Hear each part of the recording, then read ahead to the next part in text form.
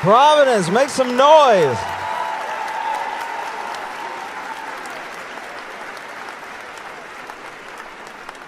I don't know if y'all saw, but 23andMe is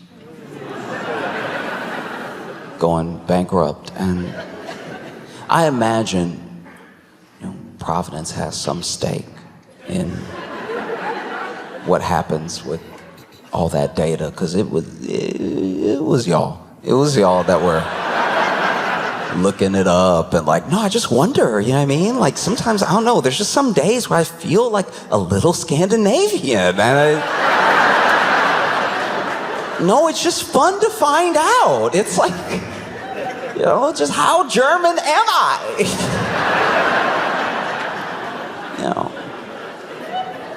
You get those percentage breakdowns and stuff. It's like, all right, do you? I don't know. I wonder. I truly wonder. I knew they had some black people in the commercials, but I do wonder how many of us it was.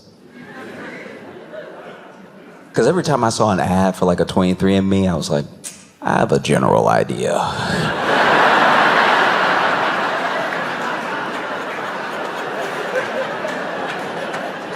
Nah, I don't need to be sad today.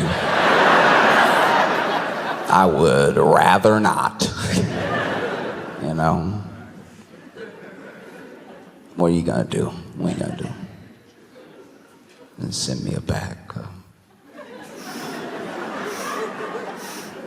Send me a PDF that says, slavery.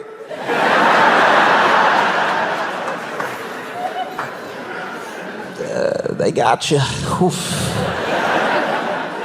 No, I was good.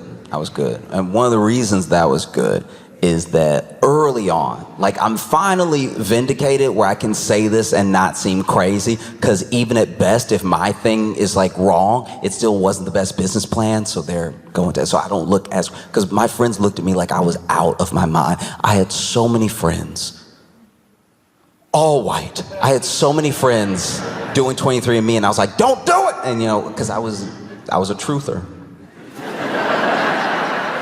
I was like, look at what the company is doing, and look at what they're researching. You know what I mean? There are so many of these like heritage companies that are also putting money into pharmaceutical industry. And it's just to figure out how much of something people get when they're a certain lineage, invest in those drugs, expecting that thing to finally pop up one day. And people were like, that's so paranoid. And I was like, yeah, paranoid is...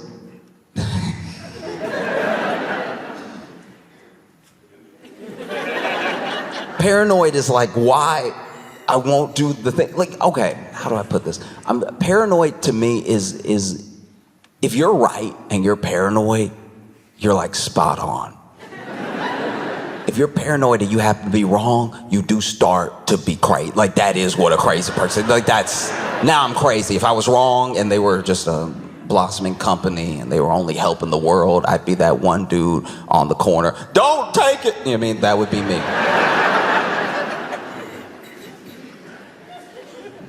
But look, all I'm saying is I told so many people, I was like, hey, you don't need to know. You made it through. Because then I had some friends where I was like, you don't even need to know because I can tell you. How about that? I'll do you that favor. You don't need 23andMe, I'll do it for you. I have a friend who, okay, these two friends, they're the sweetest, but they make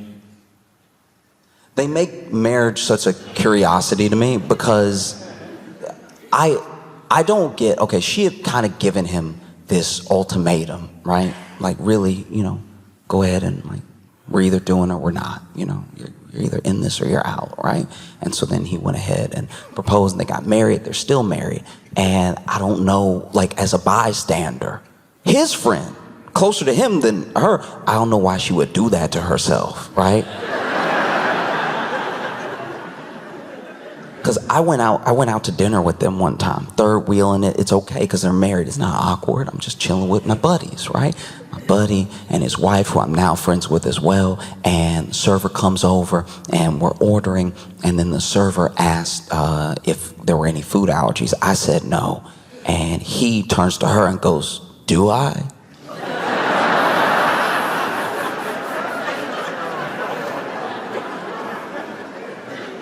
"Do I have any food allergies?" And she answered. She was like, "Yeah, shellfish." He was about to order the lobster bucket.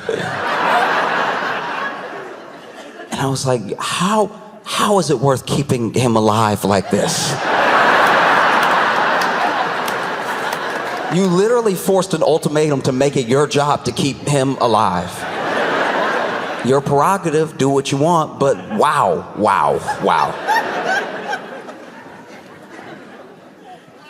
You ever been driving and then you see like an animal on the side of the road and you're like, oh, we have to do something, someone might hit that animal, and so then you stop the car and you catch it and you put it in the back seat and you take it to like a local shelter or something, and they're like, hey, so sorry, we're really overrun. So then you take it home and it sort of becomes your dog over time, and you love it and you take care of it and you keep it alive. And that is exactly what she did with my friend. With my friend, she saw this dude who, if left to his own devices, would eat all the shellfish, not fully hitch himself, fully just get a puffed out head. And she was like, no, I need to not only stop that from happening, I need to make him my entire responsibility. And so when she was like, yeah, shellfish, and he was like, oh, right.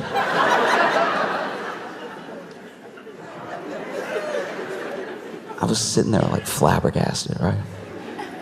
And then we were eating, and as we're eating, she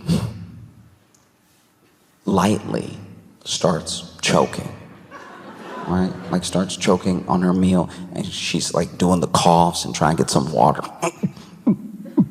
Like just you can hear her trying to force it out, and we both recognize that she's choking, and we both we don't fully stand up because we're in a booth, but we start to like push up a little bit, like as if we're gonna have to get up, and I'm about to come around, and then he's like, spit it out.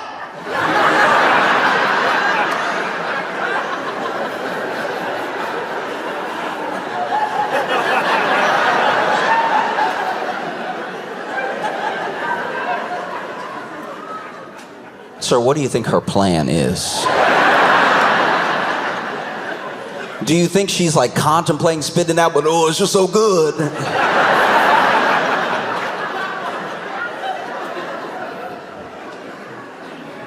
I bring up this entire thing because he did a 23andMe. And I was like, bro, I can tell you right now, all right? You're half jackass. You're a quarter dumbass. And you're another quarter ass. He has a very big butt. He is thick.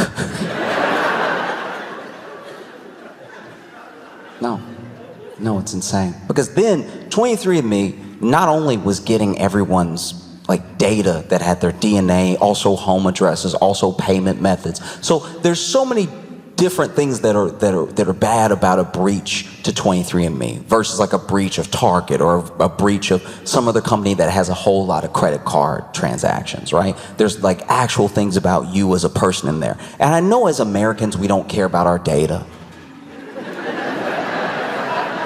We don't. Our data, man, look, we gotta start respecting ourselves.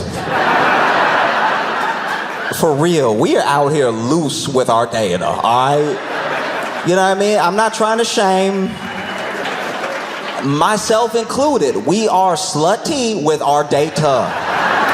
Letting anybody get it. Anybody can get it. Anybody that feels like typing can get some of it. Not careful anything. We could have VPNs. We could have so much stuff. And nah. Let's be a little loose. There was already a data breach of 23andMe. And that freaked investors out. It freaked people out. It's like, what do people want with like my DNA results, you know? And then that stuff was apparently sold on the dark web in bits. And it's like, that's terrifying, because I don't know what the dark web is. Everybody keep talking about the dark web, but whenever I go to Safari, it's just regular web. Everybody talking about the dark web. I don't know. I'm not even saying I want on. I just don't know how to get on, which scares me because I feel like I might accidentally get on one day. Do you know what I'm talking about? You know how you could go somewhere? Like, to me, the dark web feels a lot like gang territory. When I was growing up, if you go on a long enough walk, you end up somewhere you're not supposed to be. But you're like, these the same feet that take me home took me here, so I wasn't trying to do anything, but that doesn't matter. Once you're in the territory, it's like, why are you wearing that color? So then imagine, I'm just on the regular internet. I go to Safari, Firefox, any of it, and I type in the website. I get it one letter wrong. All of a sudden my screen black and the letter's green. I'm sitting here trying to get out the matrix as fast as I can.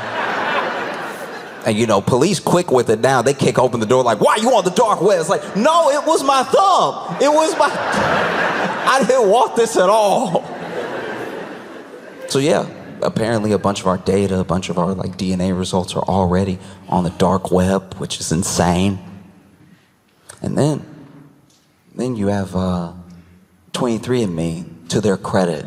This is why business is scary in the US, right? We get mad at companies for creating a product. And they used to create a product. Our parents and our grandparents know about this. They used to create a product and they put together the pieces. They had the best pieces to make the best product. And so if it ever broke down and you understood how the product was made, you could buy one of those pieces and fix that product, right? It's why our grandparents had TVs from the 60s.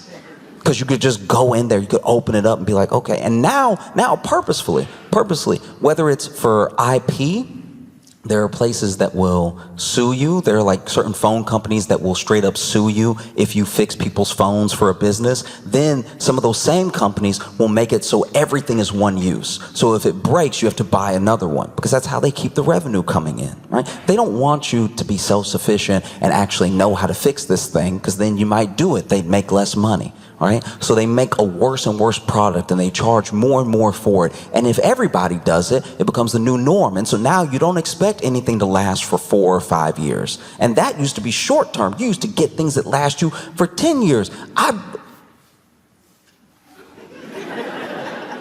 My boy's granddaddy had a laptop. It might be the first laptop.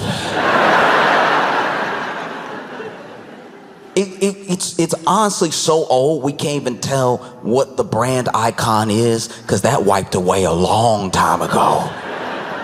This computer looks like it was made in the movie Dune, like it's futuristic and old at the same time. And you turn it on and the on button is hard. It's extra hard. You gotta press it with some girth. You gotta really lean on that on button if you want to turn it on. If you just press it, the computer's like, you don't want it bad enough. You gotta put your thumb almost in that button, and then you hear not even a click, you hear every key is clickety-clacking and hard as hell. And then when you turn it on, it does cough. Turn it on, it makes all those fake internet sounds. You can hear the fan inside of it fighting for its life. The fan inside, because now all the blades of the fans and everything have an almost silent motion to them. Sometimes you can just hear them if they're really working overtime. I had this Lenovo laptop in college. It was one of the last laptops where it looked like, if you look closely enough, you could see at least one of the fan blades moving, right? The fan in this laptop, first of all, I think it's missing a tooth.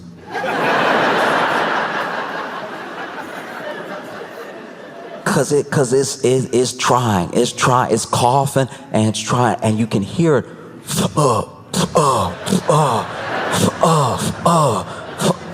His computer moans. I forgot to mention that.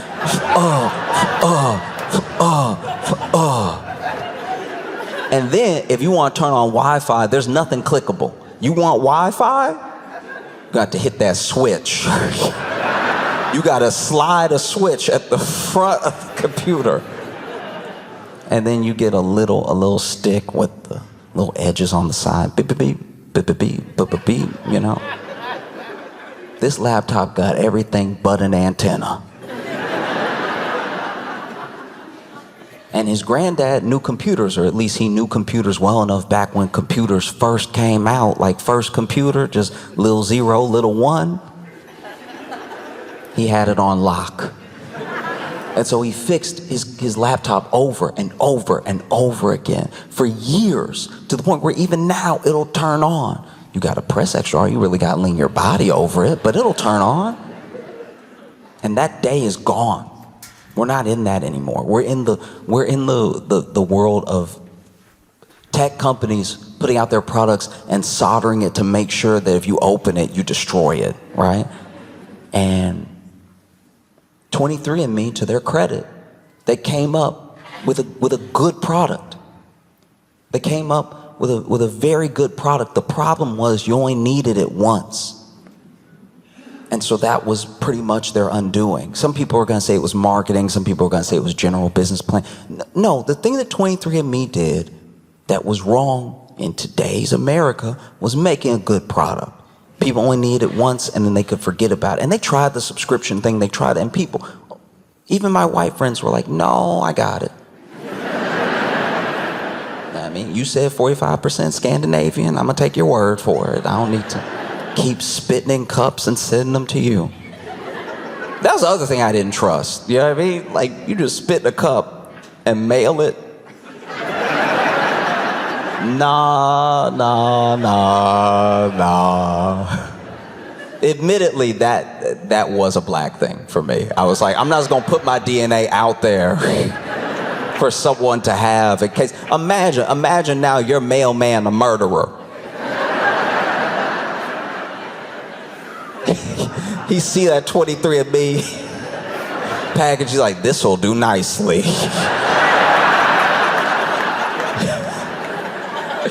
Now the mailman kills somebody on his normal schedule. He open up your 23andMe and then dump out your little sample. See, they did it, right? And you can tell they did because they kissed him on the forehead right after. No.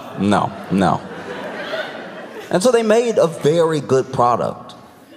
Well, some would say an incredible product. There's connection. There's connection in knowing where you come from, especially if you're deeply in search for it. Finding those answers can be really special. Not special enough for me to spit in the cup and then mail it, because it's like, nah, you're not gonna get me, right? But one day, in some way, maybe, it'd be beautiful to figure out exactly where you come from, trace your entire lineage and everything like that.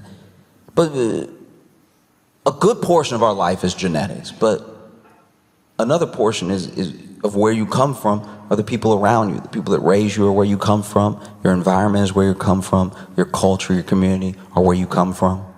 You know, if you have a good handle on those things, you know yourself. All the rest of the stuff is just gravy, you know? Because they tried to do these like home diagnostics, and that was a very bad idea. They were incredibly inaccurate, so people were either thinking they were in the clear or worrying for no reason, because you would do the 23andMe, and if you did the like pro premium package with the home diagnostic stuff, they'd send your sample back. They give you a PDF being like, yeah, you got diabetes. And then you would be like, are you sure? And they would say, no, I truly have no idea. That's the other reason I didn't do it. Not only am I like, no, I'm not gonna get my DNA out. What if you're a murderer? I also don't want to worry for no reason. Now, imagine somebody sending you something in the mail that's like, it's bad. It's bad, it's very bad. I'm not sure. Don't take my word for it, but it is pretty bad. I already have people in my life to do that. Truly, I already have people in my life giving me horrific medical advice. Just some of the worst stuff you've ever heard in your entire life. I have a friend who doesn't eat vegetables. Doesn't eat vegetables because he doesn't want to eat anything too phallic.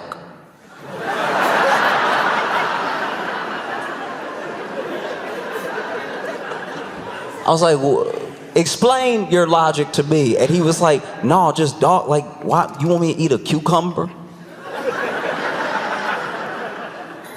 Try to bite a cucumber right now. It's all in your face, all hard and stuff. Not me. Not me. A carrot? No.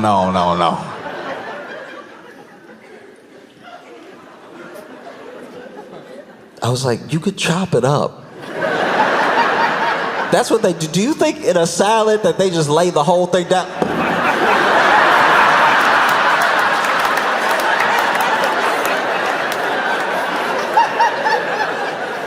What are you talking about? Chop it up and eat your vegetable. He's like, no. You want me to hold? First of all, you want me to hold it and chop? You want me to hold? You want me to?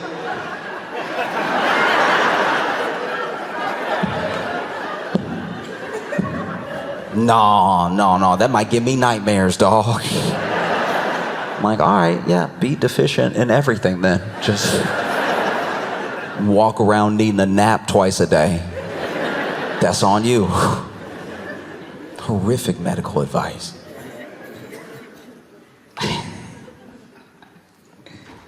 The type of medical advice that makes you go, oh, okay. I didn't think there'd be anything worse than WebMD, but I found you. So they were doing these home diagnostic tests and everything, and they were sending people stuff back being like, yeah, you got a bunch of like heart stuff in your family. And then they would act accordingly. They'd go to their doctor, they'd run a bunch of tests. And if they were lucky, that was like incorrect, you know? Or sometimes they would miss whole things, you know? They'd be like, nah, you good. You good. In fact, your blood pressure low. You might want to get something salty right now. No, hit that pork chop right quick. You have the pork chop, all of a sudden you dizzy. Why is my whole left side hurt? And so now that they're going bankrupt, there are people that are looking to buy it. And some of those people are like potentially insurers, which is terrifying. Is everything that I told people not to do when they were on the up and up. I'm like, hey, so now an insurance company is gonna buy your DNA and then not let you do any claims because they're like, no, we know you sick, dog. We saw the 23andMe. You know, because if you do a 23andMe of a corporation, they are 100% devil. Also somehow 100% efficient. No, it sucks. I look at where I come from, and like I said, it's from the people who raised me, people who put me together, or what I'm made up of. Like, there are people in my life that I was very fortunate to meet young who were much older, so they had a lot of wisdom to pass down. I remember there was this woman who would she'd just drop gems on me every now and again, out of nowhere, right? One time she said to me, she was like, you know, be very careful when you're picking a partner. Be very careful who you have a child with, because you're not making a baby, you're making a soul. And that's forever. She also once told me, don't ever trust somebody named after fruit.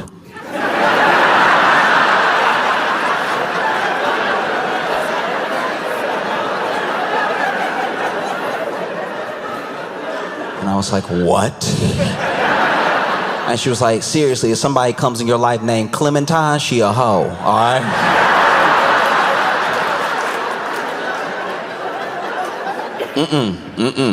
Don't trust any Clementines, okay?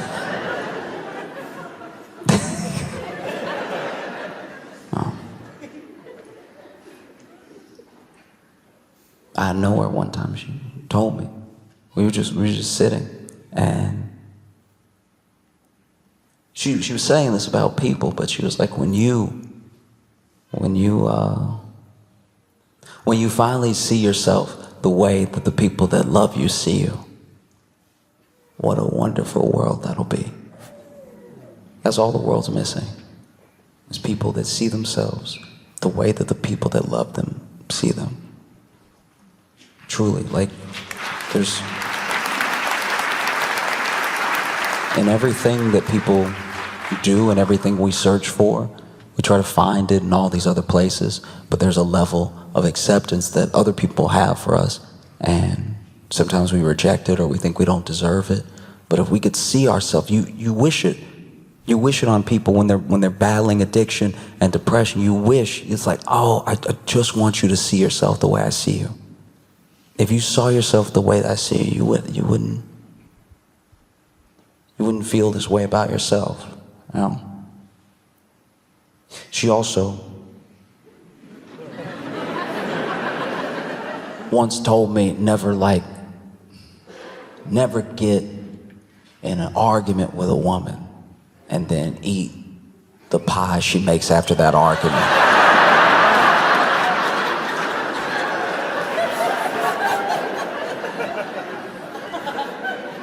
That's a pie full of glass.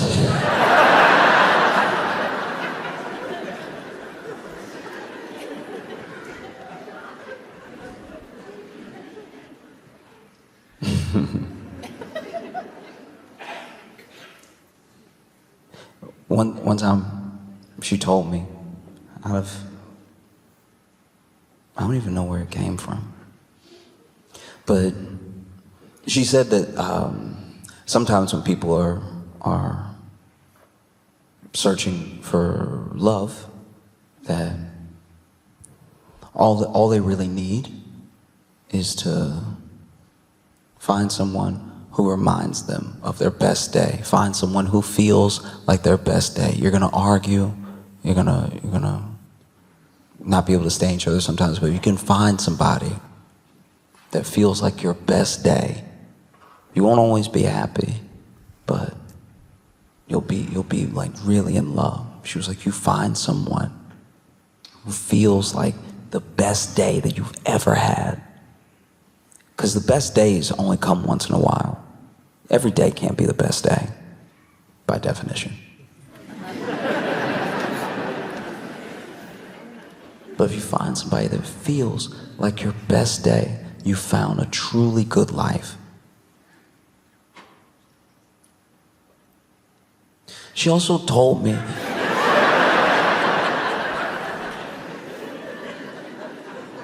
that one time she got in an argument with her ex-husband, and she decided to let it go in that moment, you know, and bake him a pie. And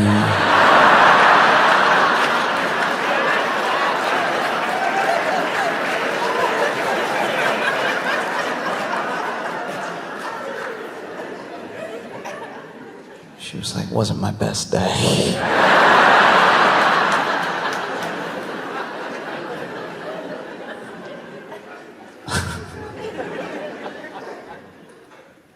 I understand why people would want to do 23andMe, and I understand, at least on the surface, why they went bankrupt. They made the mistake of making a really good product and giving it to everybody, and everybody only needed it once. And that is tough. That's tough to watch people use their thing, watch that valuation go up. At one point, it was worth $6 billion.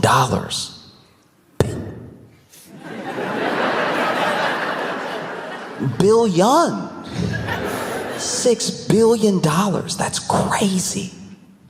And then, you know, they started dropping off left and right. You know, people were like, oh, I'm not going to renew their subscription, or I sent it to my friend, but they don't want to take it. And the other reason people didn't want to take it was the other thing they did that was really good, but was their undoing, was they were helping to catch a lot of murderers. There were a lot of murderers who didn't even do 23andMe. They were like, I don't care how Scandinavian I am. And they're like, well, your cousin does. Hands behind your back. And you over here. That's tough. That's tough. You know what I mean? Because listen. I'm not rooting for criminals, okay? But how would you feel if you did all that planning?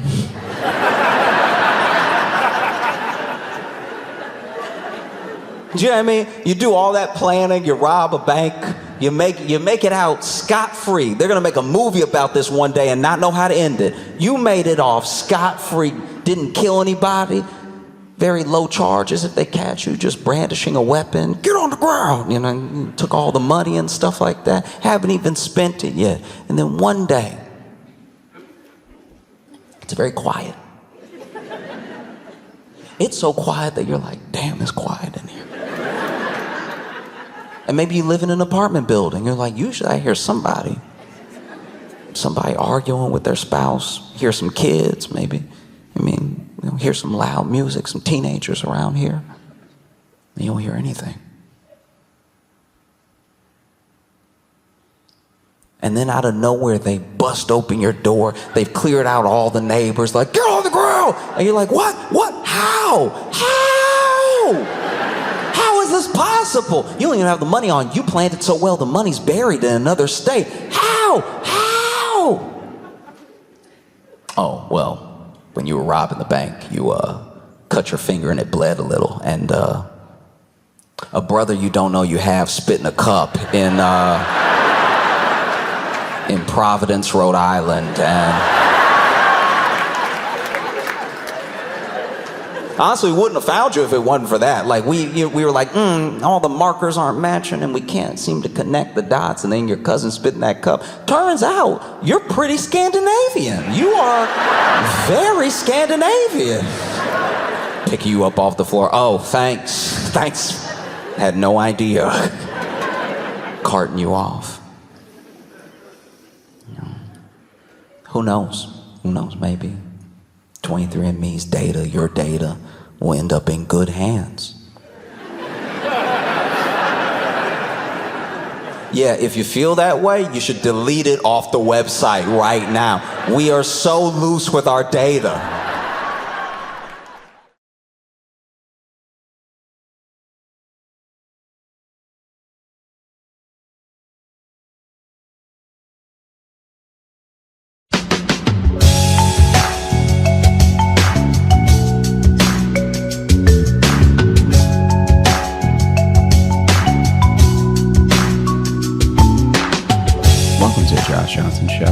Johnson, joined by my co-host, fellow stand-up comedian Logan Nielsen. Logan, how you doing, buddy? I'm doing all right, man. How are you? I'm good. The bird is back, and it's just gonna do this now. Every time I take that train, the bird is there. The same pigeon from the last episode? So here's the thing. I feel like it would be crazy for me to just say unequivocally that this is the same pigeon. I don't know that. All I know is that it's more fun. It does look the same, and it exhibits the same behavior, and I record it each time like it's the same one. You know what I mean? Like I feel like I'm slowly becoming this bird man because no one else seems to notice or care.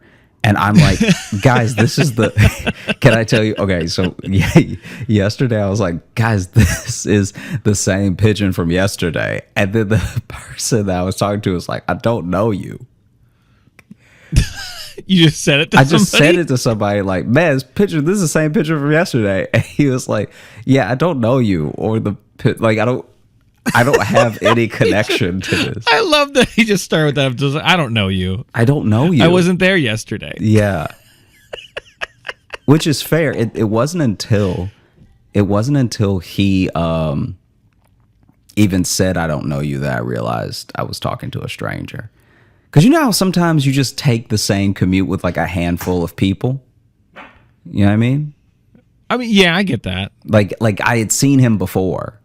Right. And so I thought we could connect. I thought I could both like show my excitement and make a new friend off the fact that this is the same pigeon.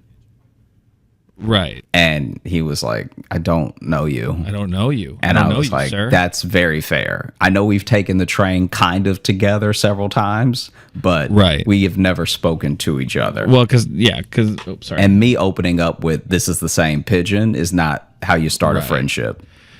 No, especially then your follow up is be like, oh, sorry. Well, I see you taking this route all the time. Also, my name is being- Josh. Just That's for a good when you start. tell the police. Yeah, go ahead. Yeah, I want you to go ahead and take a good mental picture right now for the description. I'll back up. There you go. Get a good look. Get a good look. I'll turn around real quick so you can give a full description Yeah, of what I'm give wearing. the full, everything. Yeah. Yeah. So my days have been seeing that pigeon again and again. Also going Right. to the Met. I went to the Met yesterday. Oh, And yeah. that was really cool. But it did remind me that I had been to the Met. I thought I had never been, and then I got to a couple of rooms and I was like, oh no. See, what's great too is I know you've been to the Met Yeah. because last year when Jess and I went, you and Sally talked about when you guys had gone to the Met. Yeah. So I know you've been there. You could have texted me. But I didn't even think, okay, here's the thing. So when I went to the Met the first time, I was Right. just like a kid in a candy store full of art. Like I didn't even have a plan. I was licking everything. I was just licking everything. I was touching all of it. I was asked to leave several times, had to sneak back in.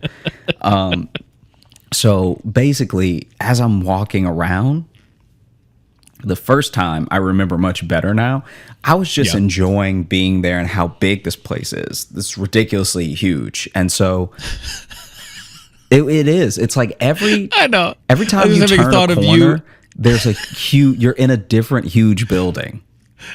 And that is true, and it's kind of an easy place to get lost in too. But I just like the idea of you in the Met, which has one of the like best art collections in the country, and just you being like, "This room is so big," Yeah. like spinning in a circle. No, it was I've never seen a building so big. How? It's You were just outside. amazing. And so It's an amazing place. it wasn't until I got to some of the medieval, like Byzantine art, that I was like, wait, I've seen and it's because they keep the structure the same. So even if the art is Right. changing, they like there's that huge gate, that huge gate. Yeah. So that I was like, wait, I've seen that exact thing before. And then I turned into a room full of Yeah. art I had seen before, and I was like, wait, oh no, I've been here. Yeah. And luckily though, the first 2 hours that I was there, even though I had been there before, I saw a bunch of art I had never seen. Yeah. Yeah. No, it's a massive place. Yeah. They have so much stuff in there because me and Jess, when we went last year, that was our big thing is that it wasn't until because they were closing down. We were there until like 5, and we went to their gift shop quick. And then we started seeing like the prints and stuff or whatever they have there. Cause usually it's like museums. Here's what we have here. And they kind of sell merch based on it. It wasn't until we were going through that we realized like, oh fuck, they have that here. They have that here, and we didn't get to any of it because we spent like a full hour just in the Egyptian section because they have like old pieces of tombs and pyramids, which is fascinating. Mm-hmm. But we realized we got stuck in all that like old historical stuff. I mean, it's all historical, but like that really, really old like actual structural stuff. We did that for so long, and then this time we made a goal. We're like, we are going to get to the paintings. We didn't see any of the Van Goghs. We missed. It's like the most famous thing they have there, and we missed all of it. We didn't even realize. So this time we went back. We stayed focused, and we got to that stuff, and we were literally like a hallway away from all the shit we wanted to see. That's we just funny. didn't go. We didn't go 3 extra feet. Yeah. To get to it.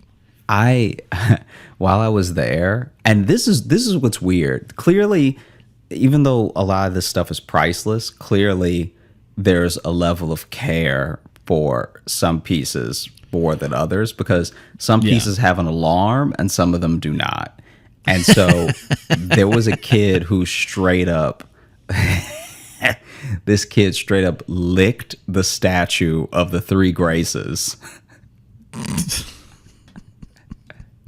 Just imagine you're sitting there appreciating like, ancient art. Like the fact that there's someone who has carved into marble something that has stood the test of time, and you look down and there's just a third grader just running his tongue. Well, yeah. Remember when we were at the Philadelphia Museum of Art, and we just saw that kid who was like ready to climb into an ancient fountain. Yeah. He was like standing on part of it and just touching it, and his mom's level of alarm was nothing. She just went, "Jeffrey, don't." Yeah. And I was like, "No, he's climbing history. Grab him." Yeah. Yeah. His oily fingers are gonna desecrate this ancient piece of art. Can I talk quick about the other thing I saw at the Philadelphia Museum of Art? Or rather heard. You remember this. I don't, but yeah. When we were there, I went into this little side room where like it went to like one of those kind of like recreation rooms. This is what this, whatever would look like. And I walk in and there's a security guard in there. Oh, and I see him he's off to the side with his phone. And I just walk into the room and he's clearly doing speech to text. Because he starts it and he goes, "The dishes," and then he hears me behind him and he stops, but then continues, just goes, "The dishes better be cleaned and put away when I get home." And he was clearly sending a threatening text to a family member. Yeah. But I love the thinking about not finishing saying it. But then he went ahead, because I was in there. I was right behind him. The and only reason he decided didn't to finish the curse threat was because you were there. That's probably the gap was probably Yeah. Because because then later when I lost you, I found him. So then you were like gone. You were like, because every major cities of art museum is usually just huge. So like the Art Institute in Chicago is huge. Philadelphia Museum of Art, the Virginia Fine Arts Museum, all like take days to get through. Like, and that's only if you're trying to just look, much less read what the artist was doing when they made the piece. So I lose you almost immediately. like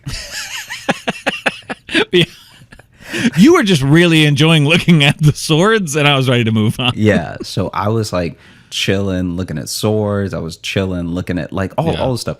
Anyway, I lose you at one point, and there's a room just like the room that you were in. This is a different area, though, I think, that you were in than versus the one I was in, where they've taken pieces that were essentially like the living quarters of that period. And so this guy, once again, is tucked away. I guess he just thinks no one looks in this room, because you can only take 2 steps into the room and look around. You can't actually walk in the room. Right, because then it's just a barrier, and then you're just looking at the still life, I guess, or whatever. But then he's tucked into the side. And so then when I don't even fully hear what he said. I have like many inferences to what he may have been saying, because it sounded like what I heard him. He had, once again, speech to text, phone close to his mouth, and he was like, "Don't make me break my foot off." And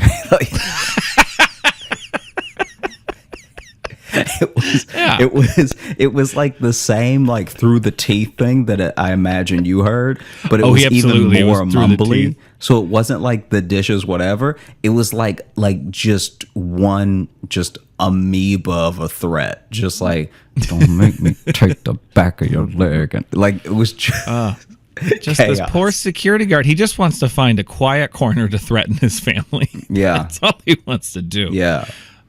And he was in stark contrast to the first security guard we ran into. Remember, who was telling us about like the ancient railing, which could absolutely be a lie. It could be. I also think, this is what I think. I think that guy was told that by a different security guard years ago, and he's repeated it ever since, because it is an interesting fact, and I think it could be true mainly because they are tucked away in a way that people just don't look at them.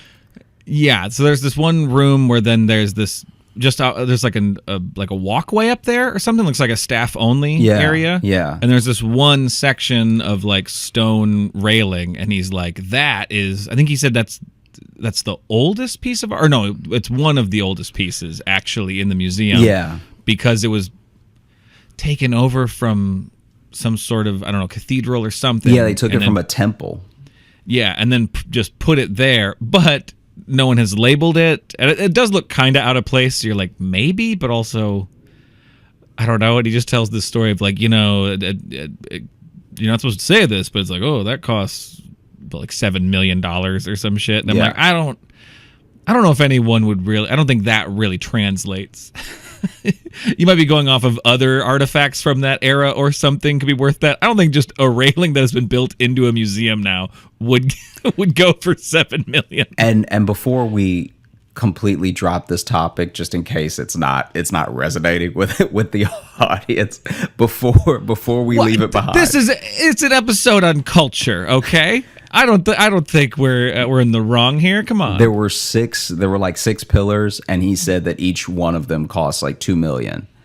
Oh, that's right. He was even more specific. Yeah. Oh, that's right, because it was the pillars, Yeah, right? it was the wasn't pillars. It wasn't the balcony. That's No, right, no. because there was like the balcony. Yeah, so there's 4 pillars. Yeah, and each of them were like $2 million. Yeah, and then Allegedly. So I bring up this whole thing because I'm even going to the Whitney on Friday. Oh, cool. Trying to like really get that culture vibe in. You know what I'm talking about? Get that, all that good reading juices, all that stuff that come out museums, all that like See, now this I like. Let's keep talking about art, but let's do it that way. all that rich, sophisticated feeling you get in your brains. Yeah.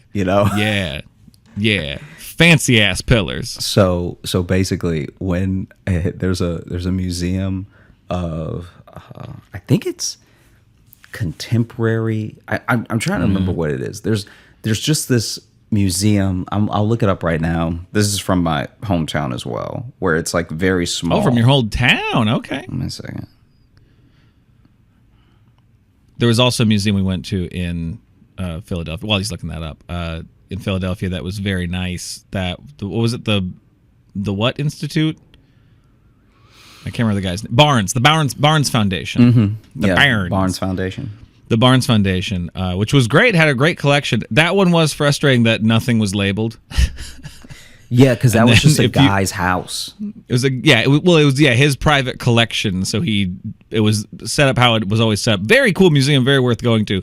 But they have this thing where you can scan the art to find out things about it, which we didn't really get to do because by the time I got there, Josh's phone was about dead, and it was draining mine quickly. And we were gonna have to Uber to a show that night, so we couldn't really get some good learning in. But we looked at everything. We looked the hell out of it. This does bother me that so my hometown's museum is the Alexandria Museum of Art, and their website this is chaos. Their website is themuseum.org. Whoa, they got it early, huh? They got it so early. And I can't imagine it's full of the museum. I can't imagine it's full of stuff. God, it'd be great if you went there and it was like a still under construction, like clip art from like 2001. Because let's see. I mean, there can't be much in here because the price for adults is $5, which is accessible. I appreciate that, but That's good. Hell, with the art museum I think we have in our town, I think is free. I think it's a give what you want situation. anyway, so what we have. Why is the font like this? I don't know. Anyway, I can't see what you're looking at. I was trying to navigate what's there right now to see if this was Okay. a piece that's always been there. Anyway, there's a story that I heard about a kid on a field trip from a middle school that tripped, and this happens in some museums. Like I'll tell you about the other one in a minute. But he apparently tripped, and his head went like into a painting. Brr. So he fully tore it with his forehead. And that's where you're really glad you aren't in the most cultured of cities. Because if that had happened in Philly, it'd be your Yeah. family paying that off for the rest of all of your lives. Yeah, The you all fact work there now. That it was in Alexandria means that y'all owe us. Someone's got a copy. Yeah. Y'all owe us one more printout. Well, didn't your mom almost destroy a Picasso? I know we talked about it on the show, but wasn't that what it almost was? Yeah, but that one was on like an easel in a gallery for sale. It's like, why is this not protected? This is Yeah. And even a Picasso too that's more contemporary, that's not going to be the same as like a Da Vinci. Yeah. Those are different levels. And then of your life being ruined. Did you see the kid? I can't remember where this happened, but there was a kid who tripped. First of all, he already had a soda in his hand, so it's like already whoever's supposed to be watching him needs to be in a museum. jail. You're not allowed to go near the art with drinks. I didn't think so. He already has a soda in one hand, and then he slips, but slips like off of nothing, like slips in the way that only a 14-year-old's legs can slip. You know, like when you're like a teenager, your early teens, and your body is just dumb. Mm-hmm. Like it's just so stupid. Like somehow it can't figure out gravity. It made me mad. For me, it wasn't quite when I was a teenager. It was a little younger than that. I don't know, but this kid was like 13, 14. That's why I say it. But basically, he slips. Not even walking. This is what's so crazy. Like you'll just see teenagers sometimes, especially when I did community theater, like lighting for community theater, and so you have to be around the kids who are in the program who have parts in the play, and some of them will just fall from standing up. Oh yeah, no, my nephew is 12, and his ass will just fall right over. Yeah. So this kid slips and goes to catch himself against the wall. Against that wall is a painting that he puts his hand through. Oh, good. I think and then throws the soda and it gets everything else in the room. Yeah, I mean, well, the soda actually didn't leave his hand. The soda was the thing he was most responsible with. It was his own limbs that were the problem. I thought for sure the soda was going to be the problem, but he had control of the soda. Let me see. Kid destroys painting. 1.5 million. Oh no! What did he destroy? Let's see what it is. Was this in Alexandria, or where did you say this was? I didn't say where this one was. I think this was in Taiwan. Oh, okay. I don't know how to pronounce it, but it was a flower oil on canvas that was 350 years old. Jeez. Huh. Like, if I worked at a museum and I saw a clumsy kid coming, I would just be like, we're going to give you the virtual tour. Honestly, if you're going to walk into a museum, or like if you're going to be, you should have to do a straight line. Hold you. I'm going to hold you in control. Yeah. I'll point you at stuff, but from now, you don't get to use motor functions in this room. Mm-hmm.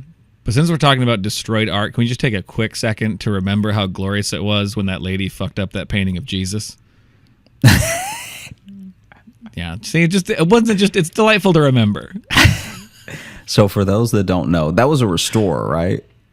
She was supposed to be a restorer. So for those that don't know, when you are going to a museum, especially if it's a museum with like truly priceless works from like antiquity, you will usually see some restoration. And if you've got a real eye for it, you can pick out what's been restored and what hasn't. Mm-hmm. Most things from like BC should be very faded. If they're not faded, then there's been some heavy restoration in them.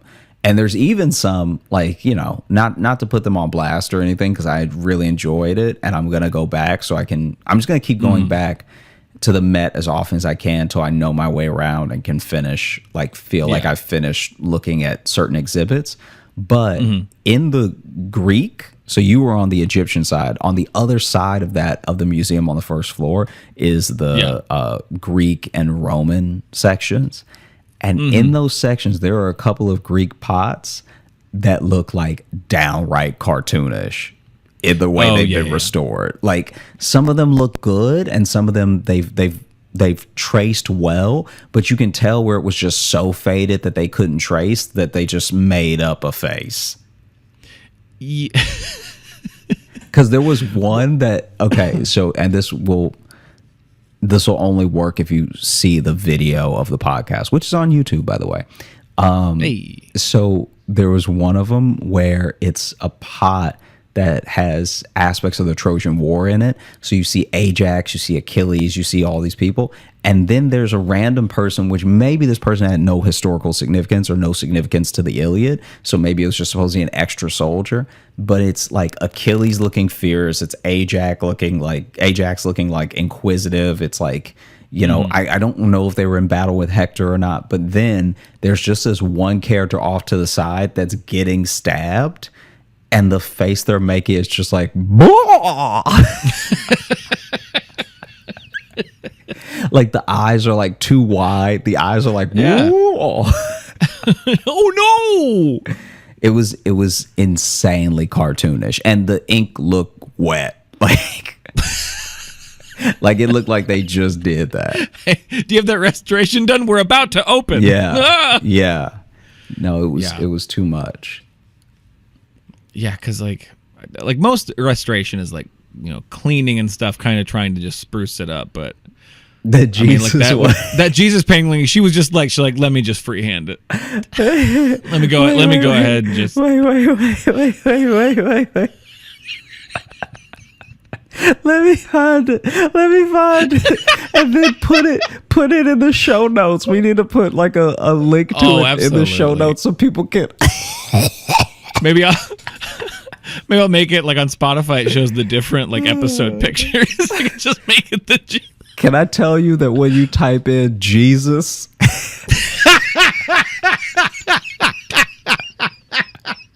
we're talking top 8 results is painting restoration. It was beautiful. Okay, all right. So That's a piece of art that I want to buy. Like that's an interesting thing. Like.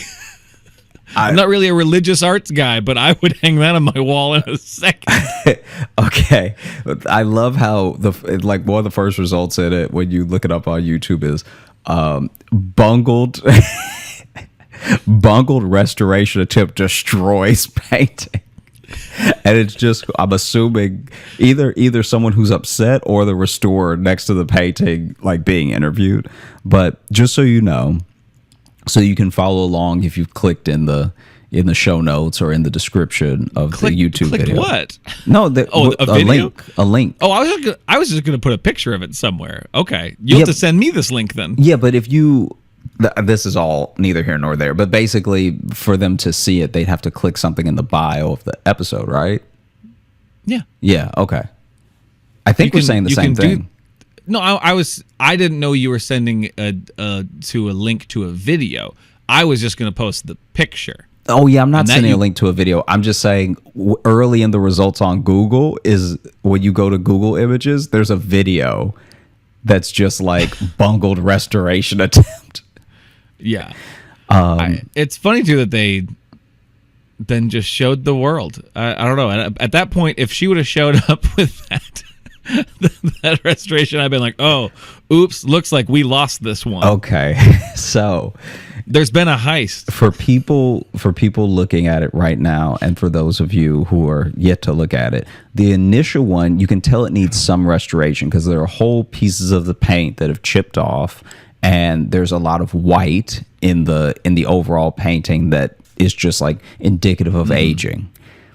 But now this is the original picture, not the messed up one. This is the original picture. The original picture. The original picture looks like the subject it's supposed to look. And Jesus's head is tilted. You see the crown of thorns on his head, and it does look a little bit, whether from aging or from the original painting, it does look a bit like Jesus has been punched in the eye. All right, like that is he's really giving his good side hard. Right. And it's a bit thick. It's a bit fat. He's trying to look his best, but he's wearing the crown of thorns means he's having a no good, very bad day.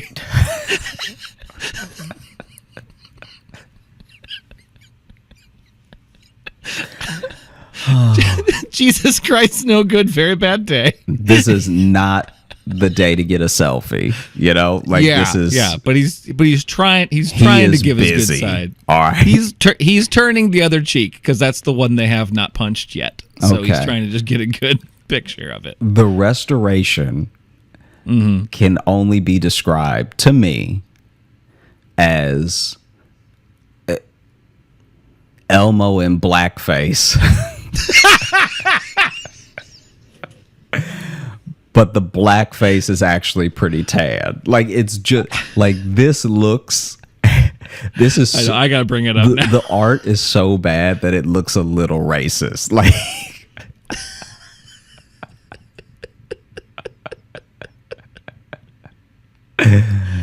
yeah, it's got a Muppet vibe to it. There's a definite Muppet. I love. The story's like, what, 5 years old? yeah. It just popped back in my head. It's so delightful. Because also, 2014? they fully smeared the mouth. So the mouth is so smeared now that it looks like Jesus doesn't have a mouth. They move the beard to way under the chin. So the beard that Jesus did have is no longer in the right place. And the nose has been reconstructed to give like a what is it, Wallace and Gromit. Reconstruct is a very nice word for what they've done here. His eyes are black too. Look at his eyes. And also, and they made like the pupils white. Whoever did this is an atheist. Like, who I was gonna say they're either drunk or were trying to make a statement. Yeah. Or both. The only way this could be more disrespectful is if they wrote on the actual painting, "Is this your king?" Like,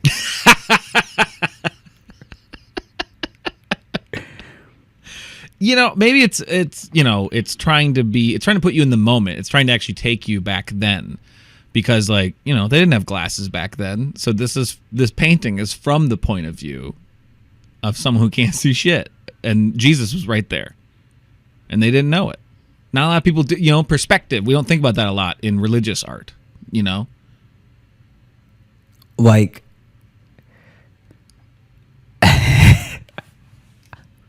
this person botched this painting and then went on to be and when I say mild, I mean the low side of mild. Like, if we're talking to Taco Bell sauces levels of success, the extra mild, right? And I'm sending you a picture right now where just someone did a goof where it was restored to look like It's Pat from SNL. And it just made me laugh. That is funny. That's pretty good, right? I know these are all visual bits, but wow, that one entertained me. Well, I think that's the culture segment. We should actually call this episode, like, in parentheses or in brackets, the episode should say visual companion. And then just have a link to everything we've talked about so people don't get lost. Yeah. No, I'll make a little, we'll have some things for people to look at. But yeah, no, this is the JJS audio tour is what this is. All right. One more. I would love to do that. I would love for us to record a tour for a museum. That's an episode maybe we should do. Just an episode. Man, this dude look like Gandalf. Yeah. Because Josh and I would say we do a 50-50 every time we go to a museum is us really discussing art we like and techniques we like, and then the other half is us just roasting the hell out of art and how people look in art. Okay, wait. I'm sending this to you right now, and we'll just add this one to the list. This is another botched restoration.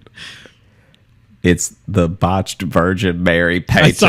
I did see that one right underneath. If just to describe it for those of you, she looks like a thumb with eyes. Yeah. They gave her the full like, oh my girl. Ermagerd the Virgin Mary.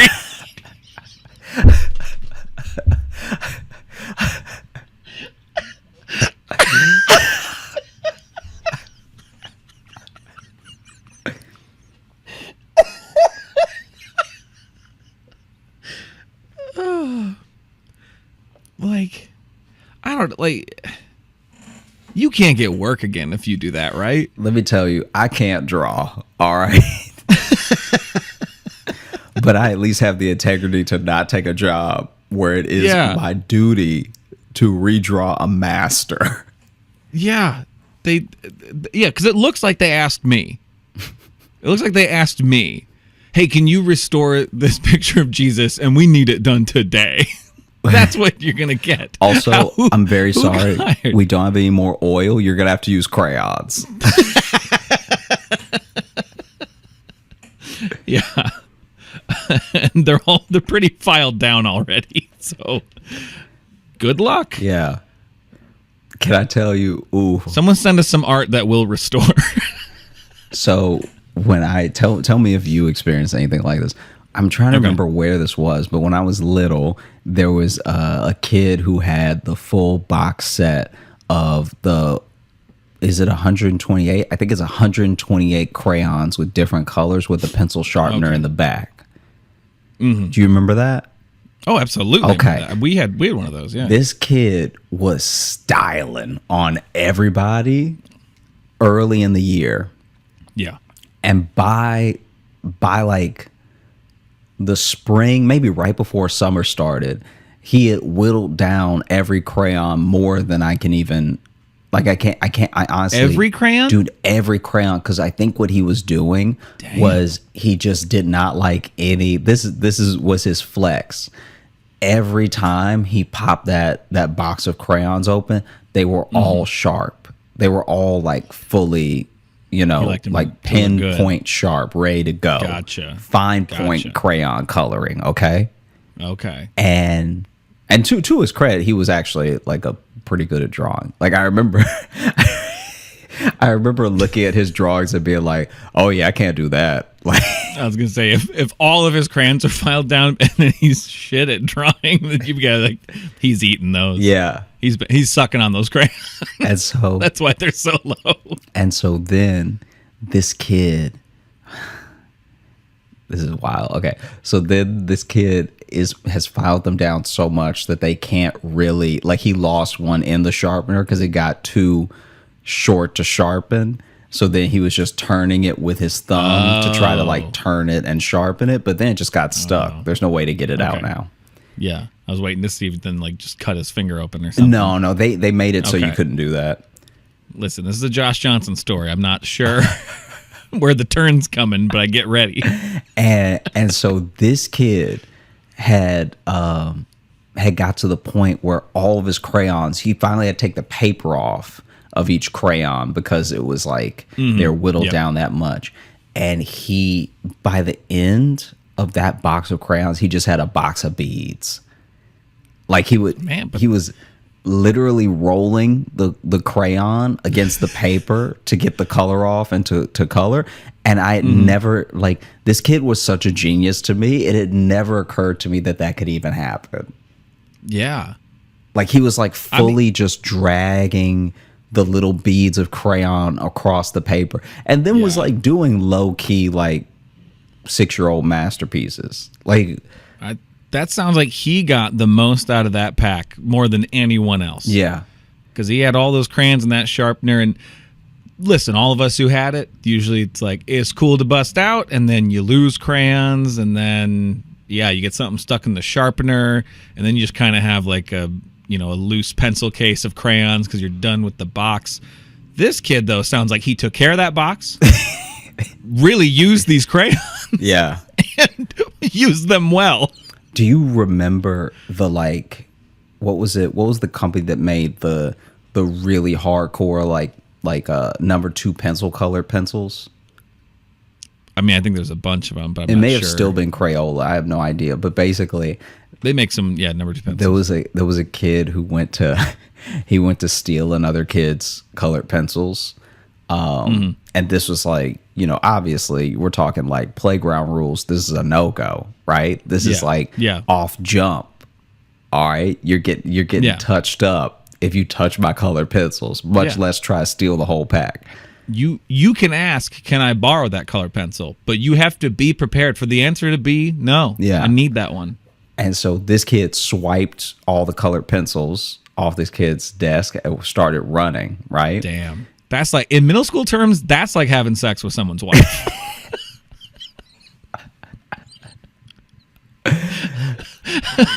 You've created a situation here. And so then, kid takes off after the other kid, and we're already not the most coordinated because we're all young.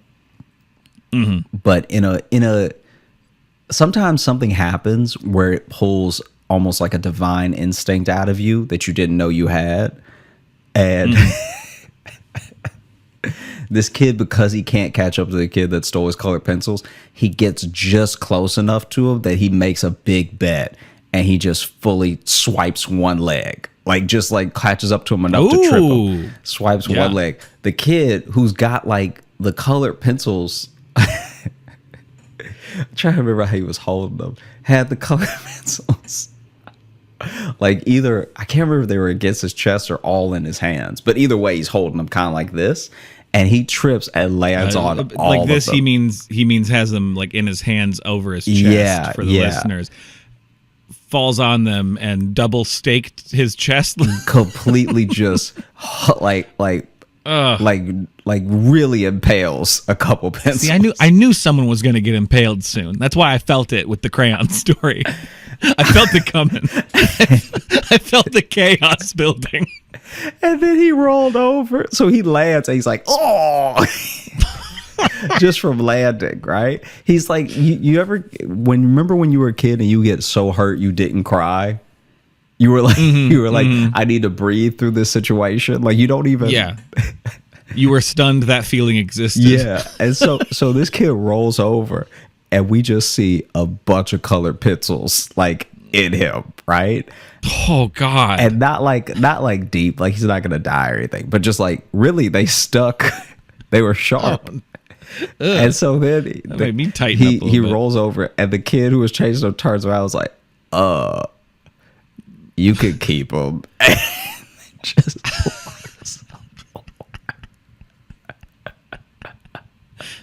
and the kid laying on the ground is like, I won, and puts his hands up, but all the pencils are still sticking out of his chest. Nobody wants your blood orange, Yeah. Yeah. Sorry. All of these, the color is blood now. Yeah. It's not green anymore. That's blood. Yeah. You've made this pack all one color now. Oh man. Just to keep our very classy episode going. No, I'm not gonna tell that one. I'm gonna wait. Okay, no, come on. What do you? Right. Wait for what? Okay. What are you saving them for? Just basically. Did you ever see that video got passed around back in the day in like 2007, where this guy was like bugging his friend, and his friend finally gets up. They're in a college dorm, and his friend gets up and then throws some scissors at him. I don't know if I've seen this Oh, one. okay. Well, he throws the scissors at him, and a lot of people thought the video was fake, but he gets up, finally gets annoyed, throws the scissors at him, and the scissors go like right into the kid's arm, but there's no blood. They're just in there, and that's why people were like, oh, this is fake or whatever, because you see him throw him, but whenever it would have hit him was like slightly off camera. And a lot of people also think it's fake because we hadn't reached that level of fake prank technology yet in 2007. Like in 2007, if you saw something go down online, it was probably really happening. Yeah. Like nobody was faking World Star videos. No, they were just. That's a person who actually got knocked out. Like, yes. And so that one. I suppose if you throw it well enough too, that's holding in the blood, if you have that in your arm. The way that it stuck him, and then that guy was also like too hurt to be like screaming or upset. He just went, dude. He just kept saying dude over and over, and then another guy is like, hey, so should we like call an ambulance or anything, or like. Yeah, I don't know if I saw that one. All right. We'll see if we put that one in the bio. I don't want to. No. We probably should. I actually don't even know if you can find it. There seems to be. Tell me if you think that this is on the money or not. There seems to be a different internet now than there was when we were like getting into college.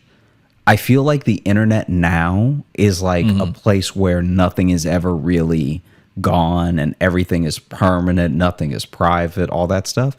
But I could swear to you that the internet from like 2002 till like 2000 maybe 7, Yeah. that period of internet was where a lot of stuff was getting shared. But even to this day, there's stuff I can't find anymore.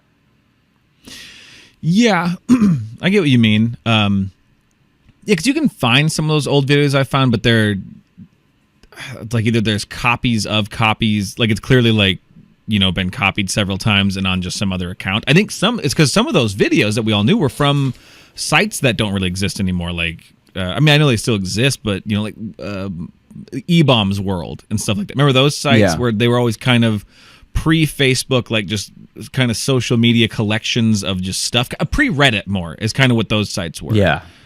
But then a lot of them shuttered and deleted all their stuff. So if it didn't like make it over to YouTube or something, those videos, like some of them did disappear. Yeah. Not all great art gets restored. Honestly, the way in which the way in which we've lost games, especially, and certain just like videos browser to games? time. Like, do you remember Yeah. Shockwave? That sounds familiar. So Shockwave Player is I don't even know if they're affiliated, but like on old PCs that only ran Internet Explorer, the basically their version of I guess Adobe. Somebody can correct me in the comments or in an email if I'm wrong, but basically Shockwave was like one of the video players that you had to keep restoring. I remember Shockwave. Then Shockwave.com was this site where it was mostly games, like it was Shockwave Games, but then it also had like forums and stuff like that back when chat rooms were big and stuff. And Shockwave Games had some of the best games. Like when I tell you Shockwave Games and Cartoon Network's original site, like we're talking about even before Toonami. Yo, the Cartoon Network site had games. They had Dragon Ball Z games.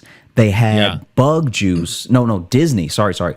Disney actually had a website that had a bunch of games on it. This is back when all the networks had their own website with like games based off of their shows. But they were like fleshed out games too. Fully fleshed out thing. Levels. They were like they weren't just because now if you see a sponsored game or a crossover thing, it's usually just like an app game and it's the same shit over and over again. Yeah, it's like a match 3 like whatever.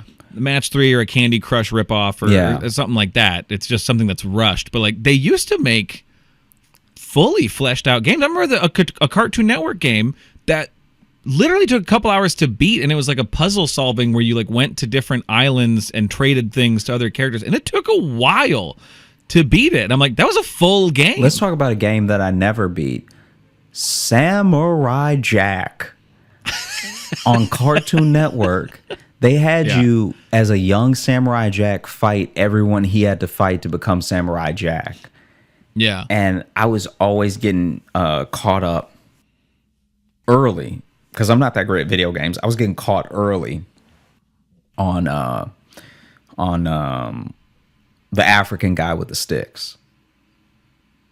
I don't know Samurai Jack that well. So okay. I'll take basically, I'll take your word for it. It's a beautiful show. We should watch it sometime. I like the guy who made it. Yeah, I've never watched it, but he did another show called Primal. You've never watched it? I've seen like parts of episodes. No, I've never watched Samurai Jack. Okay, all right. Get ready for our Samurai Jack watch podcast. Yeah. I feel like Samurai Josh. Also for the listener, and this is completely serious because I think that this could be a cool thing. For the listener, please write in and let us know what you think or how you would feel about any sort of companion content. Like if we did do like a visual, like audio companion to a bunch of images or like something like that, because that could be a good, fun new thing that we try. I don't fully know what he means. So yeah, I guess let us imagine know. Okay, so for instance, right? Yeah. You could do the entire image collection of an artist's work or something. You know what I mean? Yeah. So then in the show notes, we're just this image is like, time stamped like this. We talk about this one first, this one second, whatever. And then I think that there could be something fun about, like, let's say we were to watch Rise of the Young Wolf. Is that a Samurai Jack episode? Ouch. What is that? That is the air hockey documentary that we watched together. I forgot about that. Yeah. I mean, I think what you're describing is a reaction video. Kind of like a reaction video, but yeah, in pieces. I think that's I think it's what you're describing is just a more well edited kind of reaction video. But we could release just a commentary for it. The special the commentary would go watch Rise of the Young Wolf. And here's our commentary track for it. Oh no. I like that. Oh, there's a fly. Yeah. This one's all over the place. Because first it was art, then flash games. Then I think we just had a work meeting for a second there. No, that's my bad. Well, I didn't know. I didn't know if it would translate into something worth asking people. But ending the whole thought on reaction video means probably not.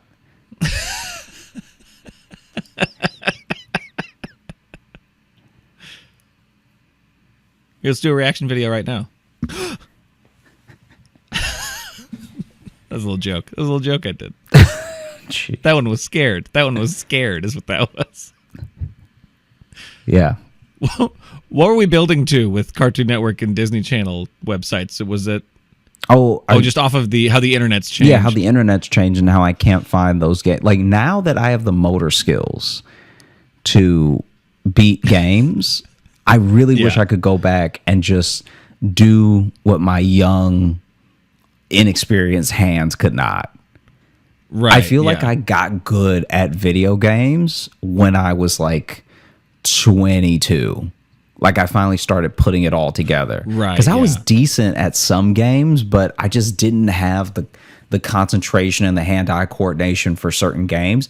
And then sure enough, at like right around like 23, I'd be chilling with Jacob and we'd play something and I'd be like, oh, it's all clicking somehow now.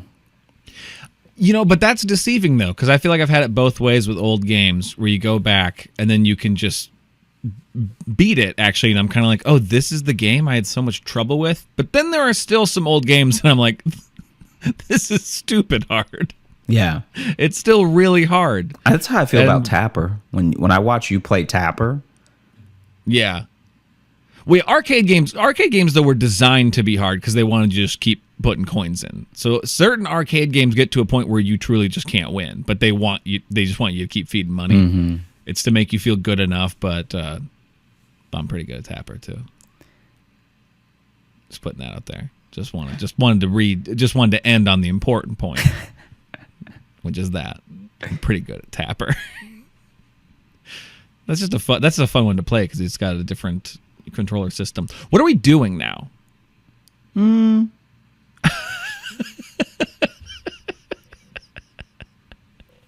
This is our most tangent-y one, but I think it's because this is the most less pressed for time we've been in a while. Yeah.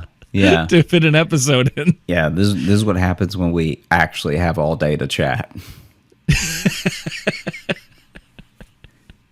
Yeah.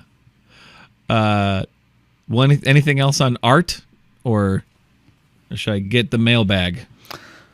So yeah, you can pick the mailbag while I talk about art museums a little bit more, because I've now been to enough. Do it. So okay, I've been to enough now that I have gathered lots of different experiences, and I remember, wow, there was this one woman named Leanne who I can't think of a better word than cornered.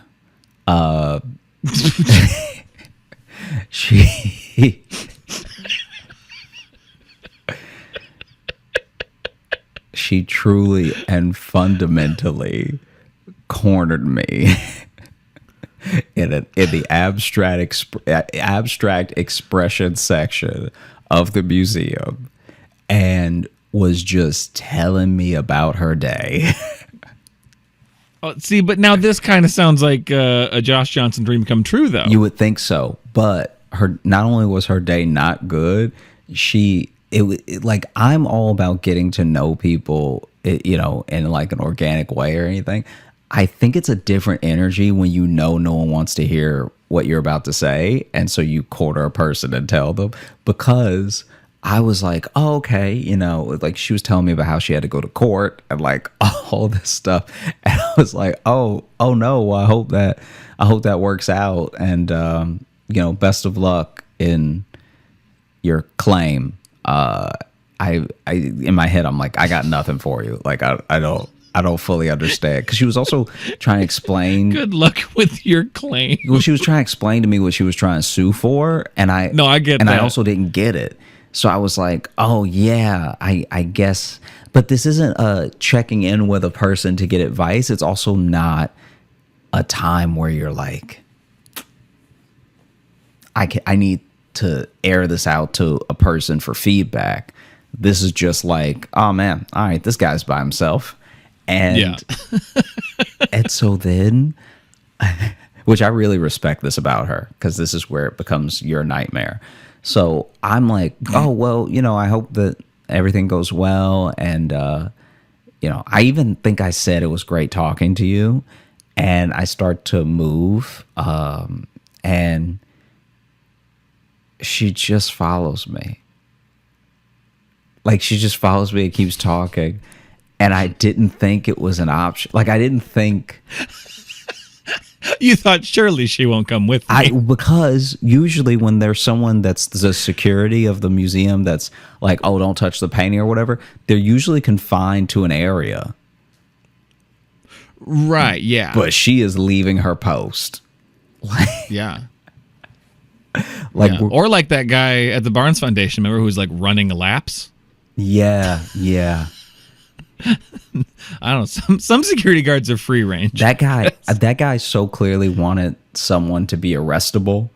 Like he was just yeah, he was just walking in circles, getting his steps in. Yeah, Man. and some of it was it's not a big place. It's not a big place, and some of it was like we would see him in a different room going in the direction he was just in. Like, does he know where he's going? Like it seemed like he was lost and he didn't want to admit it to anyone. It seemed like it was going to be very easy for him to knock someone over into like all of the antique furniture that was there. Yeah, imagine your whole head going through a Matisse because the security guard is like trying to find the bathroom and simply can't, but doesn't want to ask someone who doesn't work there where the bathroom is.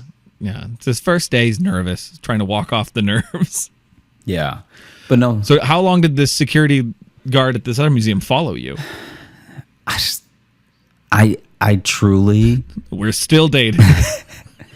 I truly can't even imagine the amount of time that it was. It felt like for half the time I was there, and I was there for like 4 hours. See, that's what you get. Yeah. See, that's why sometimes I'm kind of like, maybe I need to be more open to experiences like Josh, and then I'm kind of like, Yeah. It's nice that people don't really talk to me. And some of it, I will say, some of it did seem unfair to her. There were a couple of instances where I was like, yeah, you should probably, like, now I am rooting for you in your suit, but then also like her back, it was like, it was just, she was, yeah. What about her back? She was just talking about how her back always hurts, but then they give her the upstairs, and she's like, I really want the downstairs, so I don't have to go up the stairs for my back. But, to be fair, I only have to go up the stairs twice in my shift. And I was just like, man, she was complaining to me so much, it felt like family. Yeah. Yeah, because that's, if you're going to follow someone around at your job to talk to them, like, bring something, man. Yeah. Make up some stuff. Make up how old those pillars are. Do something. Don't just be like a little bit of creak, a little bit of ache in my back there. Yeah. But I have to use it, Yeah. walking and standing.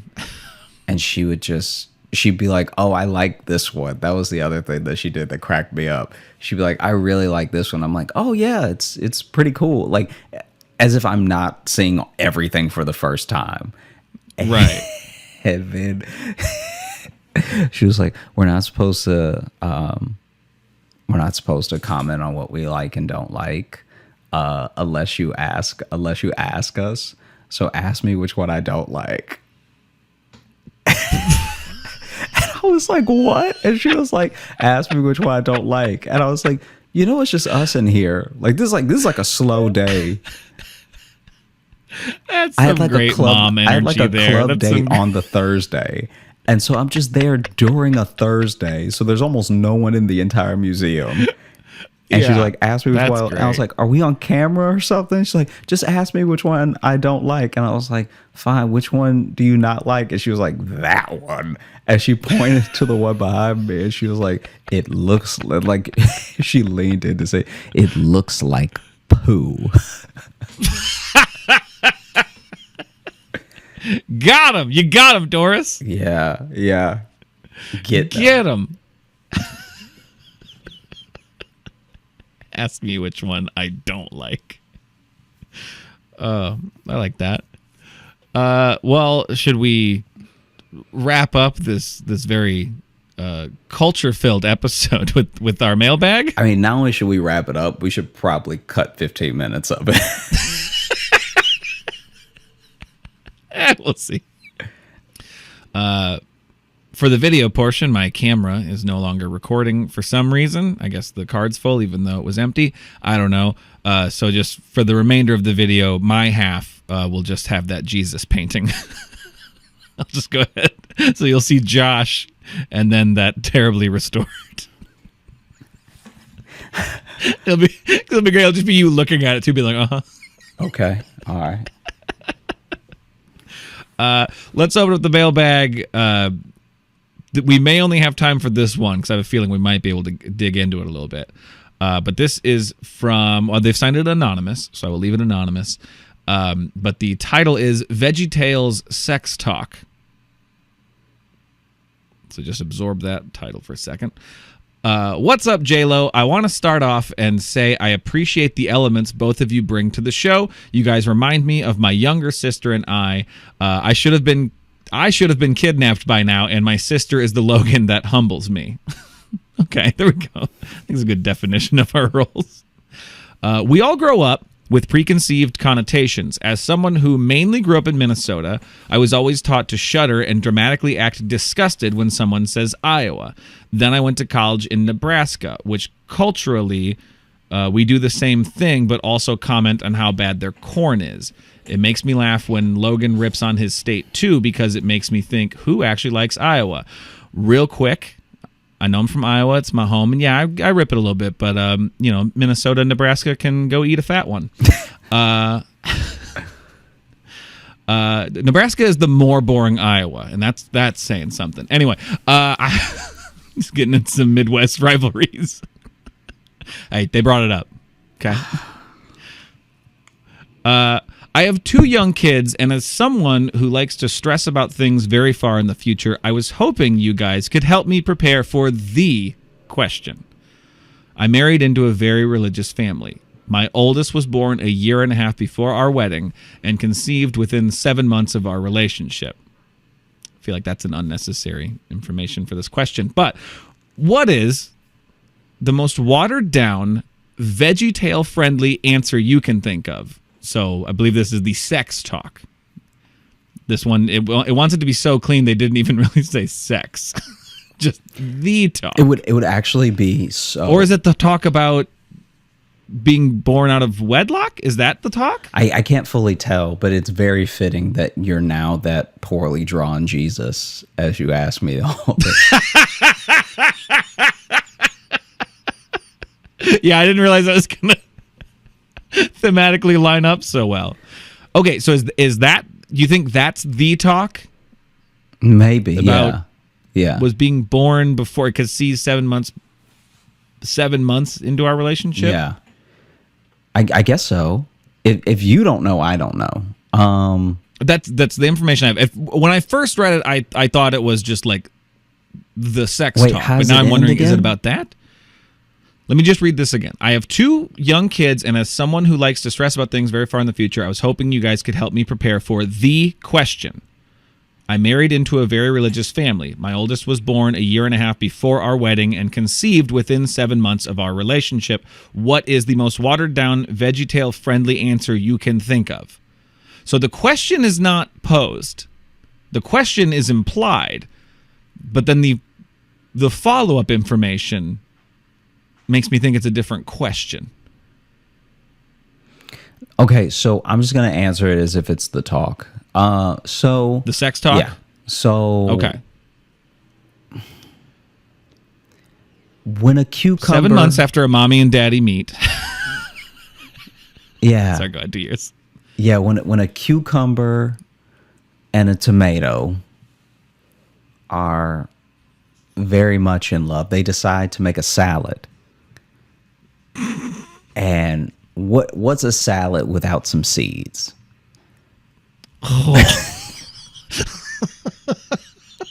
I don't know. So then what's a salad without some seeds? So then Remember, you're saying this to a painting of Jesus. So then you have to plant the seed to get the fruits and vegetables to grow so that you can have new veggies for your salad.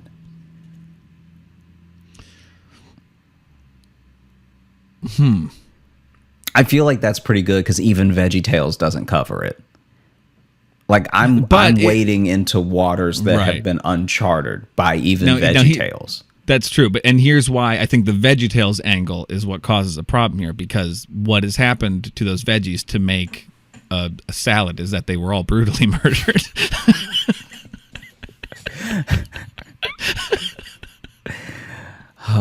You got to chop them up, so that's sending a mixed signal already. Yeah. Now we've just created a confusing bedtime story to scare children. You know what? Yeah, that's my bad. No. I think that was a good... No, actually, honestly, I've never heard the salad metaphor, and I think it actually kind of works. Seed's got a double connotation that I don't love, but... Sometimes you just want some seed. No, I like that. That's better than, honestly, that's better than most sex talks, I think, what you just did. Because there was no bim bims and woo woos and whatever else that people try to use to replace body parts. I think you actually did. I thought we were going to need to really work this out. I think you nailed it in one. That's very kind.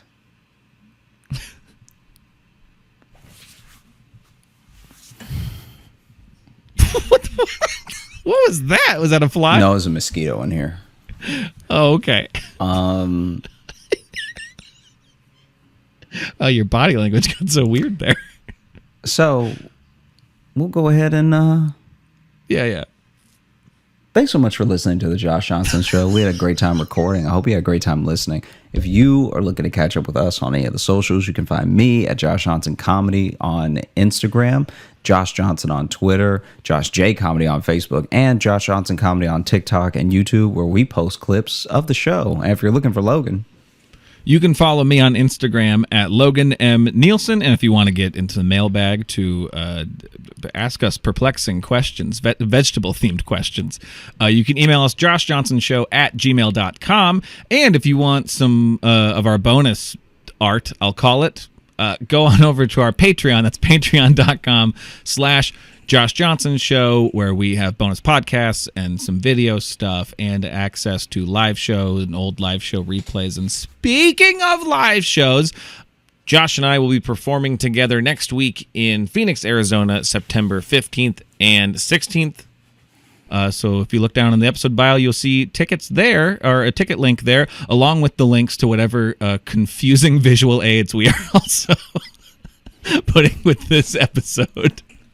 This is new territory for us. This is untreaded water for us. Yeah, and we hope you like it. I like it. Or uncharted water. Untreaded. You don't tread water. I guess, can you? Yeah, but you shouldn't be. Yes, but it's frowned upon. Yeah. Charter the water. Charter it. It's probably smarter to charter it.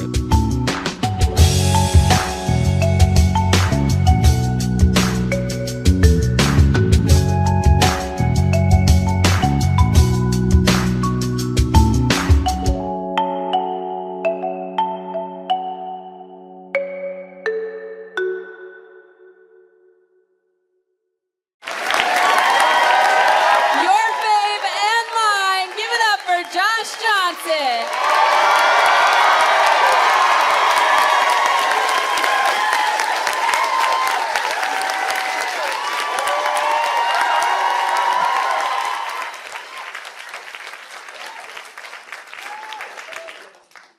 I've been so fascinated by what has turned out to be Women's Week in Space.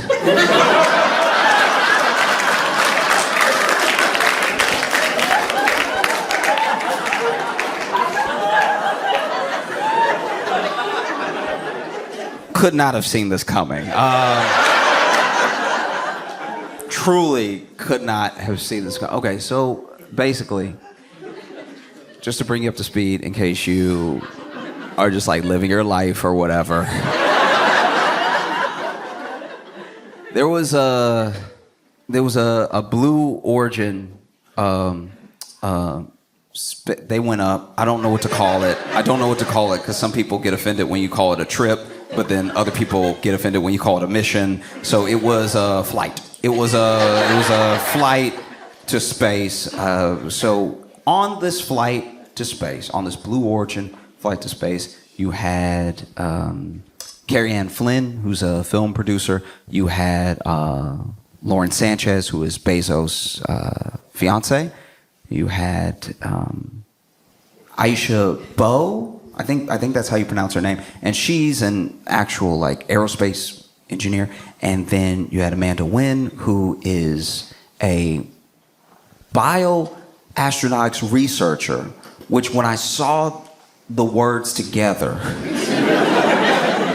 I was like, every once in a while you'll see somebody who has a job or a field of study that makes you feel dumber than is fair. Do you have it? Because you'll just be living your life and then they'll be like, I'm a bioastronautics researcher. And it's like, is that Iron Man? What do you...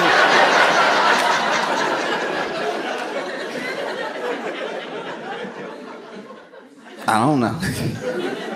She went to Harvard, so you had Carrie Ann Flynn, you had Lauren Sanchez, you had Aisha Bowe, you had Amanda Wynn, you also had Gayle King, and then you had Katy Perry.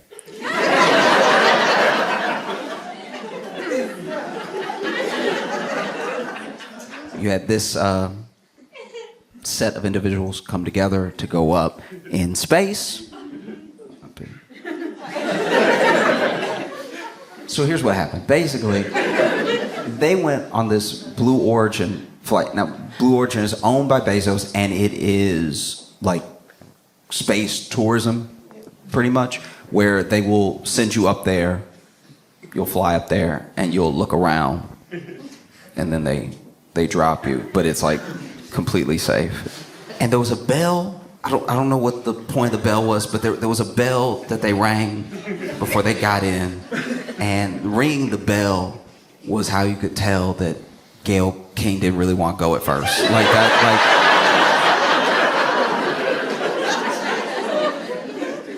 like that was tough. In case you didn't see it, I think Aisha had just rung the bell. She was all happy. She was like, yeah, you know.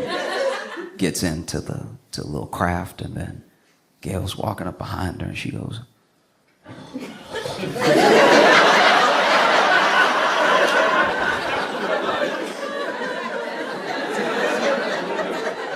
I've only seen that face one other time, and it was when my mom was trying to teach me how to drive.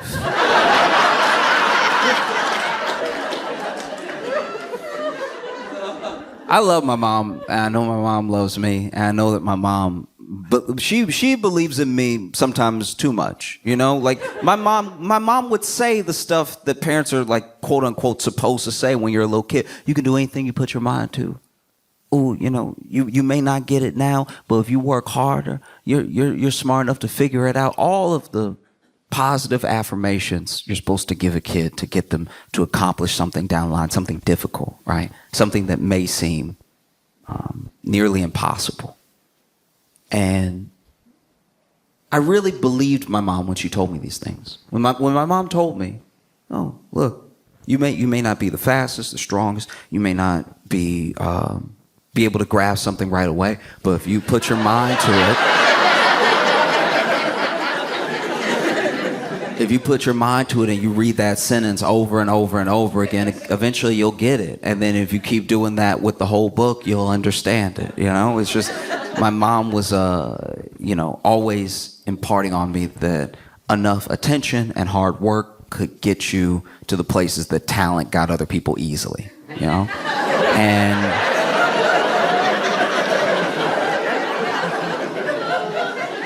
And these are important lessons. I look back at the things that my mom said, and not only are they true, but I wish more people heard them, because sometimes when you just pump somebody up too much initially, you give them a false belief that they'll just get it or it'll just come to them, and then when it doesn't, they're more likely to give up, right? Whereas if they're told off top, you're not that good at this, they'll know that there's something to work towards, and that the thing is possible, that everyone who ever accomplished anything wasn't already good at it. It took work, it took perseverance and everything. And I believed my mom when she told me all these things until it was time for her to teach me to drive. Because when we got in the car, my mom was making a face that didn't exactly say, you can do anything you put your mind to. You know what I mean? Like, it was, yeah, I mean, like if I could do anything I put my mind to, I'm putting my mind to driving, and then you get in the car with me, you sit in the passenger seat, and you going.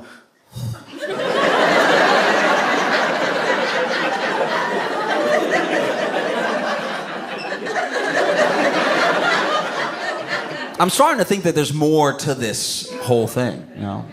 And so Gail walked up.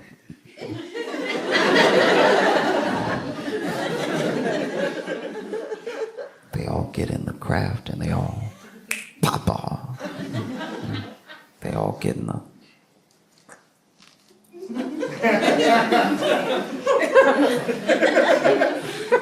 It was shaped weird.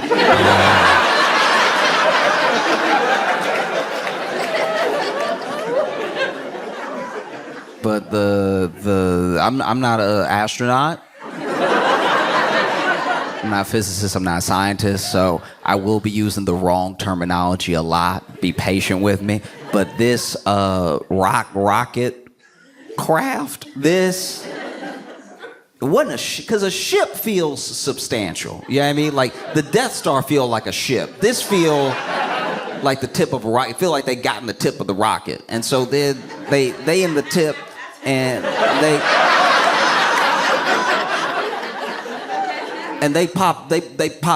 they leave, right? And so they but up, you know what I mean? Like they driving but up, right? And so they shoot right up into the sky, and they're gone, right?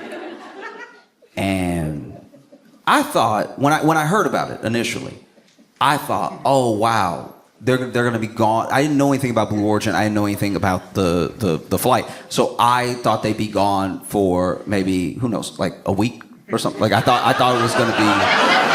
I was like, man, Gail gonna miss some, you know, Gail King's on the morning news. She gonna miss a couple of days. You know?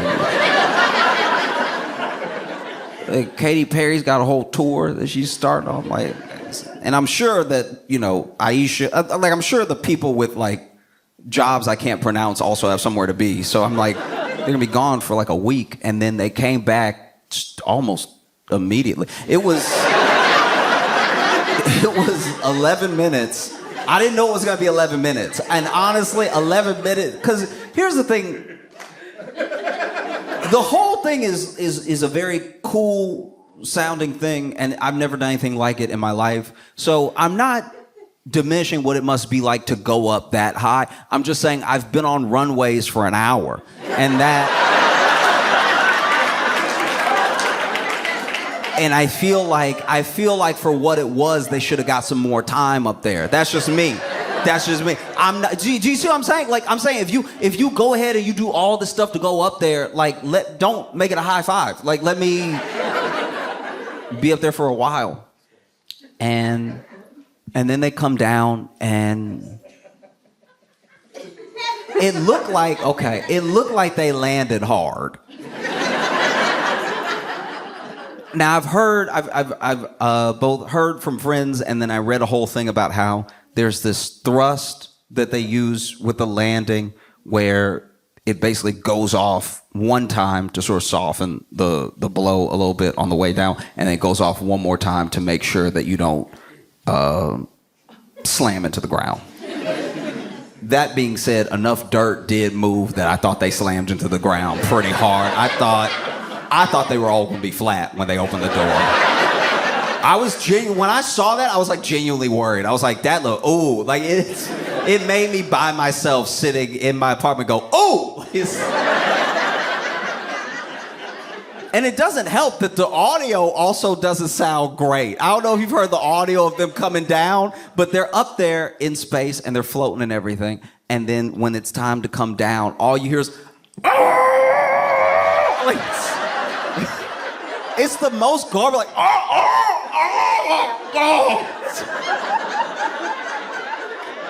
It made it sound like they were hurting them in there. Like,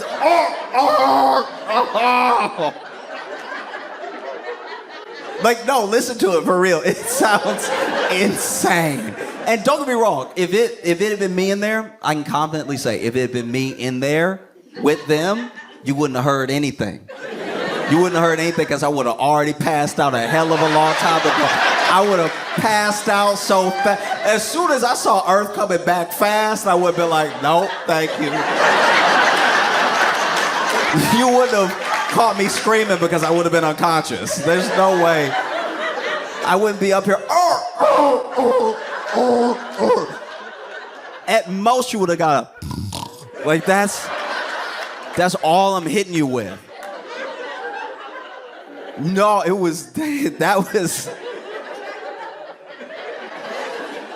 was crazy. That was crazy audio. Oh!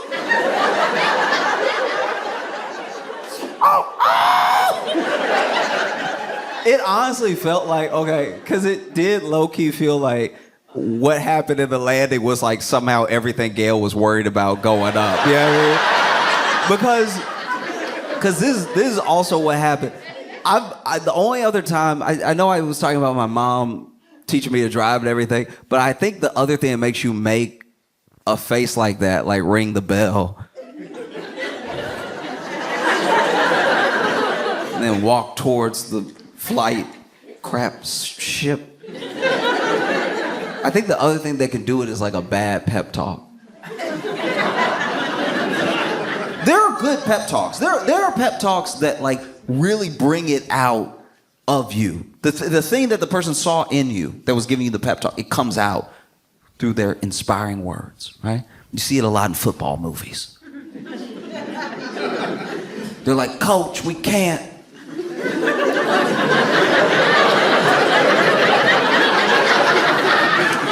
Coach, we can't get another touchdown. They big. They big and we not as big. Coach, we can't do it. All right? They're big and they're pushing this way and we're trying to go that way. Coach, it's impossible. We cannot get another touchdown. I know all we need is another touchdown to win the big game and not feel like losers, but it'll never happen. And then the coach is like, you listen here. You listen to me. Because I'm the only one with a discernible accent in the film.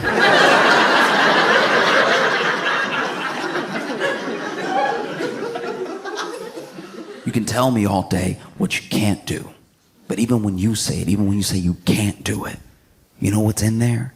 It's can. Keep saying that you can't do it. Keep saying that you can't do it. Every time you say you can't do it, you're saying you can do it, but you're adding extra. You don't need the extra. You can do it. You can do it if you just want it bad enough. How bad do you want it? How bad do you not want to be a loser? This team, they beat you every year. That's why we're doing the film. Every year, they beat you. We covered it. And we even covered in the foreshadowing that one of you is going to have a lifetime injury. But every year, they beat you in this game that doesn't really mean anything. But you put your bodies on the line to lose out of fear. You don't have to be afraid anymore. You got to put your bodies on the line one more time. This is your very best I want from you, because this is it. You're seniors.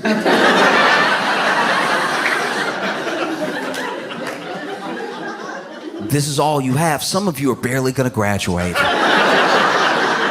And none of you are making it to the NFL. So unless you want the last game that you ever played in your entire life to be a loss, you'll go out there and you'll put your joints, your tendons, your cerebellum.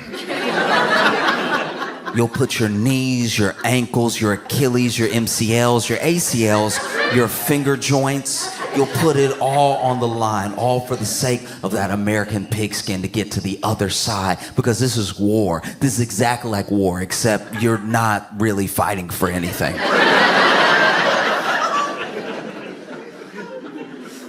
And when you win, when you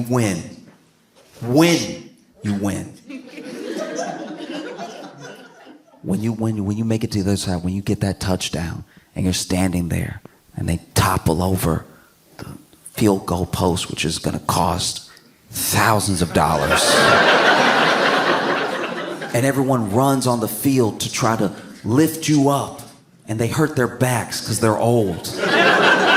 But you're all this town has, because industry left decades ago.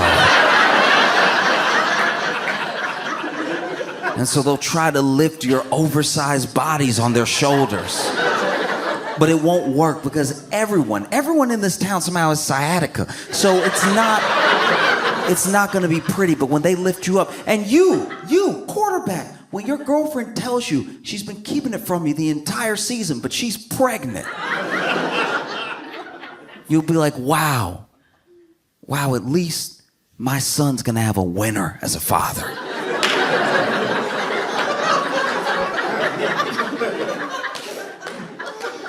And you, running back, when you're holding your leg hoping it's not that bad, it is that bad, by the way.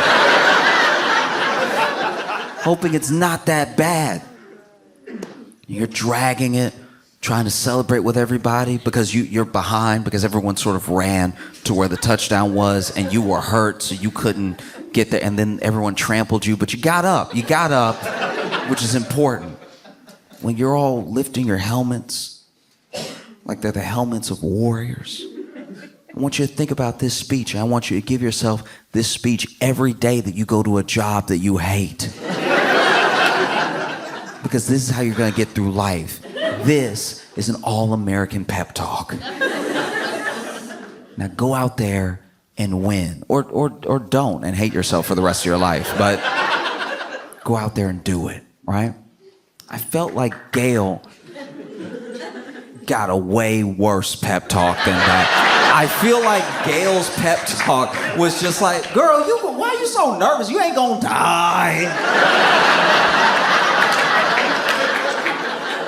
You know how hard it is to die? You're not gonna die. Just because you're going miles above the earth and then they shoot you in there with fire, you're not gonna die. It's just, you know what I mean? It's gonna be a little explosion under you, and then that's gonna shoot you up in the air, and then you'll be in space. You'll be floating. And I'm sure they got it under control. I'm sure you're not gonna float forever and then never come back. I don't even think they would let that happen, all right? And then when you come down, I'm sure it's gonna be fine. I'm sure you won't be like, oh! Like, I'm sure it's gonna be fine. When you head back down, I bet you it's gonna be so smooth. You're gonna be floating down in a little parachute they do, and then I guarantee it. And then when you fall, you know, when the little craft hits the ground, you won't break your back at all. You know what I mean?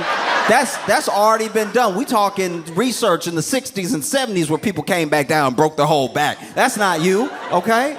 That's not gonna be you at all right? All you gotta do is just trust the experts that have already built this thing. Trust the people that trained you and went through the process of what's gonna happen. And trust that, you know, at the end of the day, God is in control. So if it's your time to go, it's your time to go anyway. It's not like, you know what I mean? Like, you know, you do all the math you want, but if the Lord wants you, he'll take you. And that's, you know what I mean? That's not, you know, we not on our time, we on God's time. And so if God wants you to die right now, you be dead. You know what I mean? It's like, why are you worried? Why are you worried? Just, you know. You made everything right with everybody before you went, right? Like, it's not like you even need to. I'm just saying, like, when they close the door, just ask for forgiveness. And then let what will be, you know? Que sera, serat.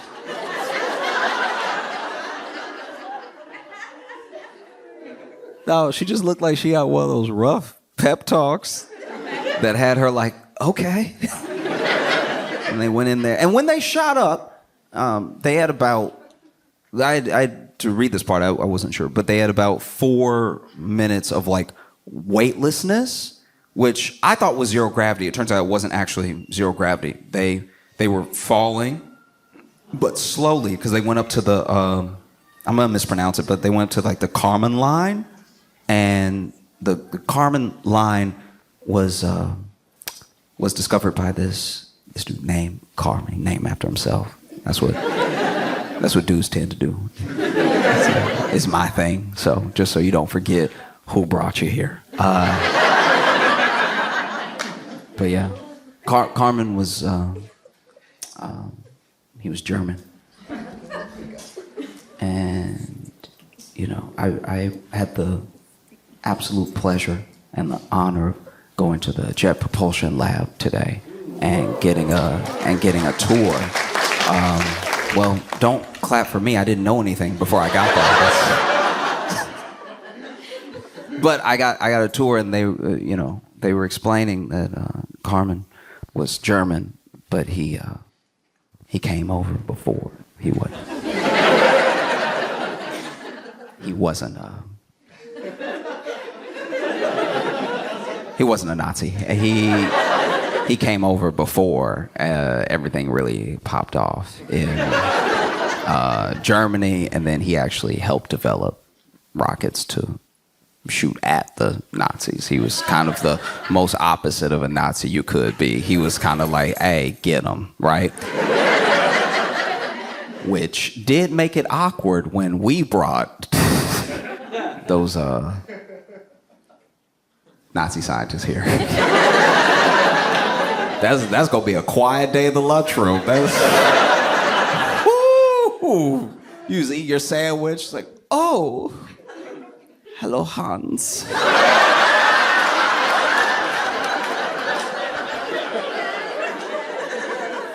I see you made it out.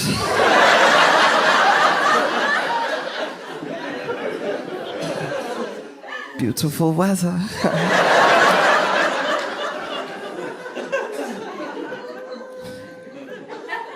Yeah, basically, they went up to the Kármán line, and then when you go past the Kármán line, that's like when you're like in space. Now, admittedly, I didn't know any of this, so I thought it was all space. I thought as soon as you left, it was space. I'm not saying I've ever been on a flight and I was like, ugh, space. I'm saying like they were high enough that they saw the moon and they saw like the corners of the earth that just looked cloudy, and I was like, that looked like space to me. It's very spacey. And what I loved about them floating, so a lot of people gave them like a ton of flack as if they were just taking selfies the whole time. It's not they were taking selfies, there's just cameras in the thing. They were looking at the cameras, but the cameras are above the window. So everybody's like, why are you looking at the camera? Look out the window. It's like, no, they were looking at both. They can see the window because the camera's right above it. And so they were looking in the camera some of the time, but you can see where everybody's looking out the window too. And they were weightless, so they were all excited. They're like, oh, look. And they were like, one of my favorite things was at every stage, there's just so many there's so many shots of Katy Perry floating in front of the camera that were genuinely very fun. Like they're like someone will just be in the middle of like, and then Katy Perry.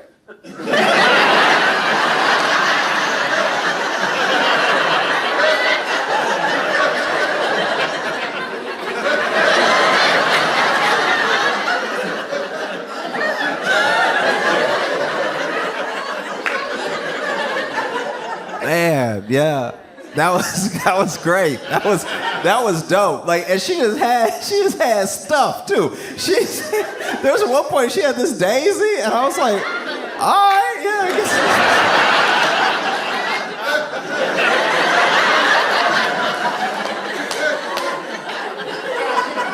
She had like her tour set list there. I was like, y'all let Katie bring anything she want on the flight.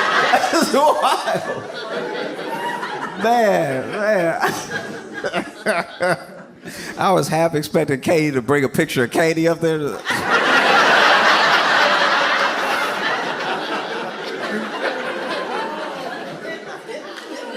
That was dope. That was dope. And they were having fun up there, you know. It was nice to see people, you know, have fun. Then they came down and everybody was so mad. Everybody was so mad at them. Everybody treated those 6 women like they were another reboot of an all-female Ghostbusters. Everybody.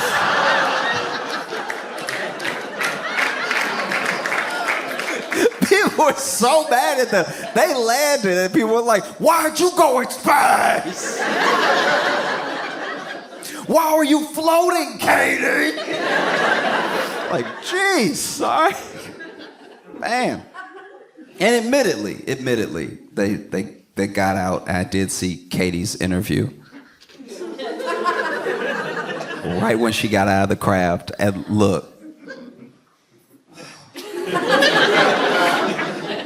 All right. I'm gonna do my best. Okay. I know when somebody is like annoying or odd online and you say one thing, you're one person that says one thing, it's not, in your mind, that big of a deal because you're one person saying one thing. You might not even be saying anything that nasty. You're one person saying one thing. But if 10 million people all say something, we are now piling on one person who didn't do anything but be, I don't know, I guess a little tone deaf or annoying or whatever, right? So quickly, what could have been like a couple people being like, that's not it, turned into the entire internet being like, oh, send her back.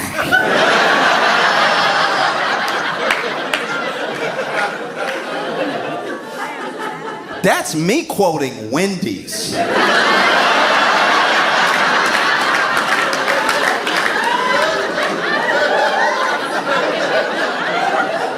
You know Wendy's, the sandwich company. You know Wendy's of baked potato fame? Wendy's. Wendy's was like, send her back. And then even, you know, Katie's team shot back at Wendy's like, how dare you wish death on Katy Perry? It's like, all right, both of y'all need to chill because she didn't die the first time. They said send her back. I don't think anybody's wishing death on. All right.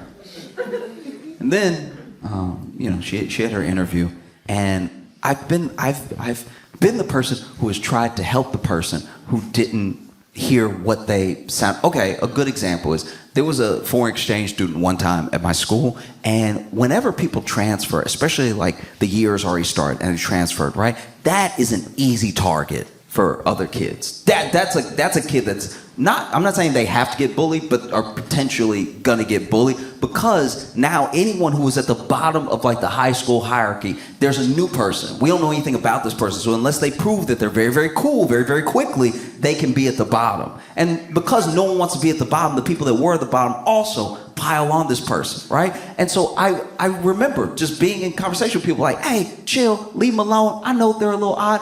I look back, I was bullied. I was bullied when I was a kid. And now as an adult, I look back and I'm like, bullying is wrong, but I do see where a couple of them were coming from at certain points where I was doing the most. Like there were a couple times I did open myself up to some scrutiny. You know what I mean? Like there are a couple of days that I could have not been humming some musical theater number so loud in the boys' locker room. Like I could have not invited some of that in. I know I was just being myself, and everybody should be allowed to be themselves. But there's also common sense. And I don't know. Yeah, I was definitely in that situation one time as a kid. And I was like, hey, look, I know that they're different, but they're different. Just chill, right? And then one time they took out all the crystals, put them on the desk. Class hadn't started yet. All the crystals on the desk. Everybody, look, what you doing? It's like, oh, these are my crystals. And then I was like, all right, y'all, be cool. Be cool. And then they grabbed 2 of the crystals and they're like, brrr. I'm like, see, you're not helping me help you. You see you're not helping me help you right now. Who else in the class? Who else doing it? I'm not saying don't be an individual. I'm just saying you know these aren't good people around us right now.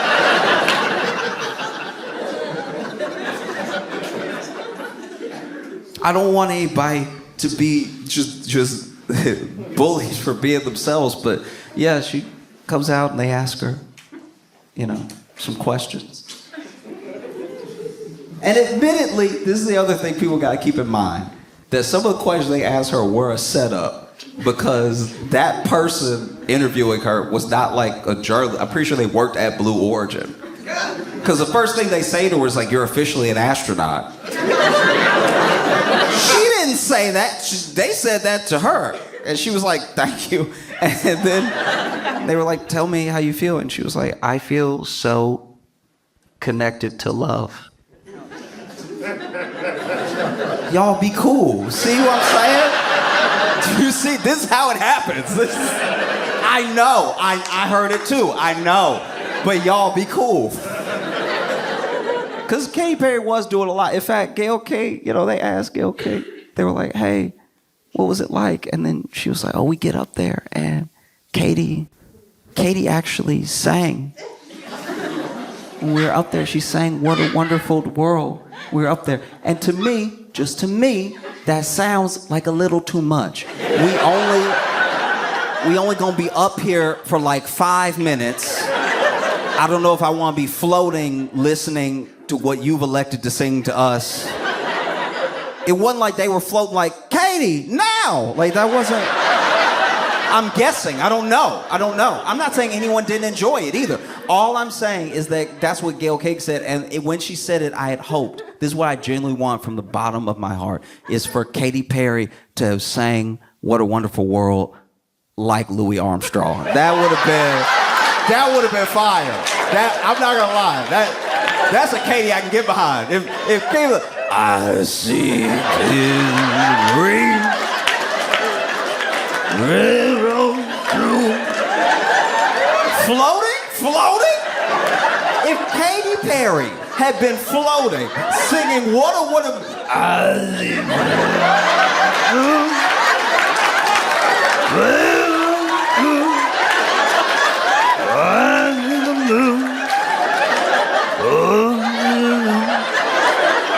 I think to myself,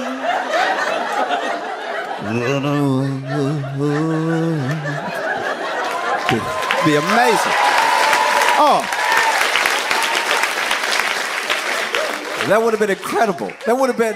Look, that's the thing that I don't know how much they paid to take that flight. I would pay that much money to see Katy Perry do that, floating. That'd be amazing. But you just, in your heart, you kind of know that's not what she did. You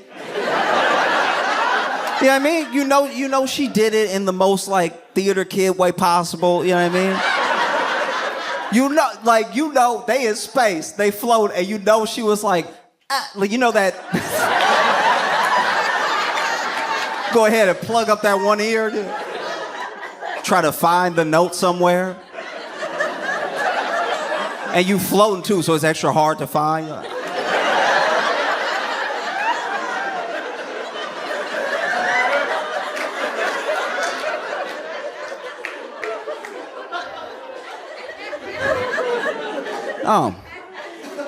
People were so mad. I didn't even know, I don't admittedly know much about space at all.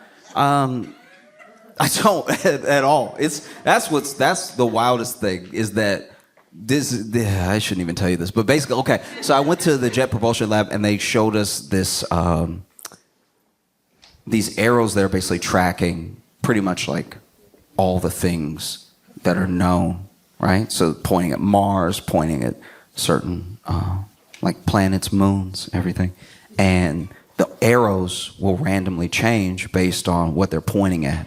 And admittedly, this is how dumb I am, right? I was confused when everything wasn't just pointing up.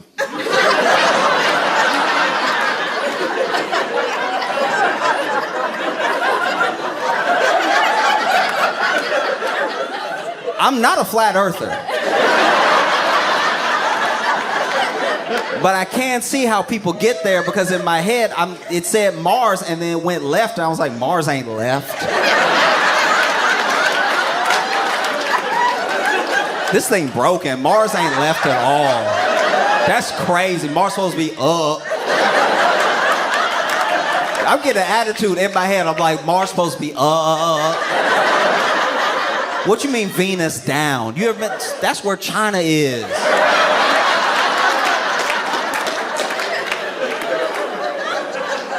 People don't have any sense. You know what I'm saying? Like, that's wild. They just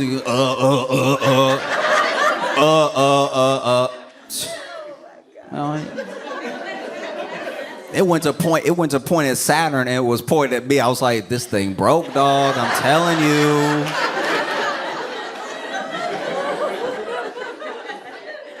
No, I don't know much about space, and there were so many people that were like, they faked the whole thing. They didn't even go up. They never went up at all. The whole launch was AI, and then when they landed, that was a tape from a different time, because those people definitely died.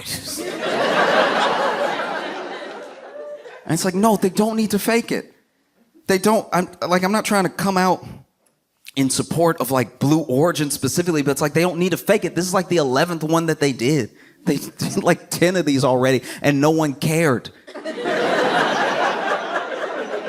Like, they didn't do the whole press run like they did for this one, so they just did 9 of them in peace. The first one that they did, I think, was William Shatner was on it, and he was like, I was saying all this space stuff, and it's like, bro, you also...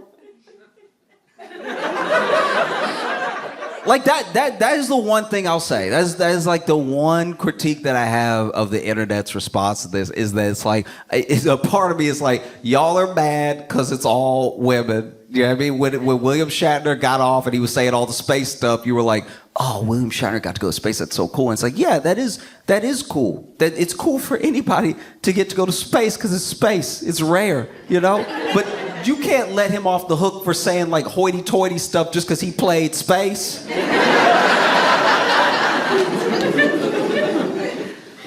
This is my thing. Maybe I'm the only one that feels this way, but I was happy for Gail that she got to go. I know that she's not, you know, like an astronaut. I know she's not trained in this sort of thing, but Gail needs a break. We make Gail interview everybody before their life fall apart. We made Gail interview R. Kelly right before jail. Don't act like you don't remember that. We made Gail sit there. R. Kelly know he going to jail too. You could smell the jail on him. He knew he was going to jail. That's why he was sitting there, didn't know what to do. He was half singing, half crying. Is this working? Sweating, people coming up to blot the sweat off, and you're like, y'all kidding me? Hitting notes while he screams. Gail had to sit there the whole time. Robert.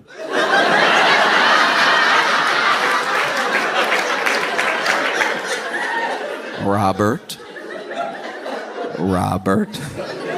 Are these cameras on? I hope these cameras are. Robert. Gail needed a break. Let her have a break. You know, let her go to space for a second. Because there's not that many differences. Tons of similarities in the people who went up to space and the people that went to Coachella. There's a ton. Both have potentially horrific bathroom experiences. You know what I mean? Like true, imagine. Because first of all, you at Coachella, right? And you just trying to get through your day, see your favorite bands, have experiences with your friends. You're financing this thing. It's gonna take you months to pay off, trying to make the most of it. And so maybe, yeah, you had a chili dog before you came.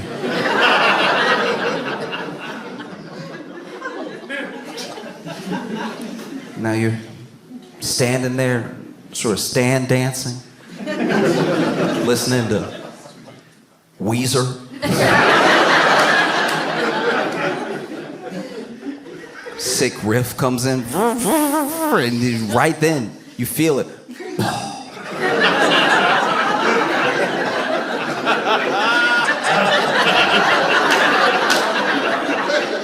Not a quiet one.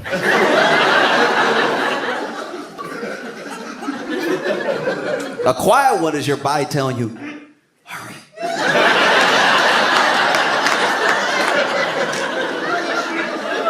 You ever have one of those quiet ones that like, it's just a moment, and only you know it happened. You're the only person in the world that knows. It reminds me of those moments in a horror movie where a little kid's like, run.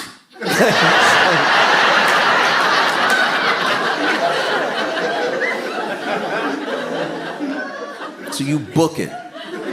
You go out of whatever badge area you have and everything. You don't care about anything. You're just running, trying to get through. And what do you find? A line. A line to use one of the most blown out porta potties in the history of America. This thing, it's like a little wooden. It's like they're not even supposed to be wooden anymore. This is from Woodstock in 1977.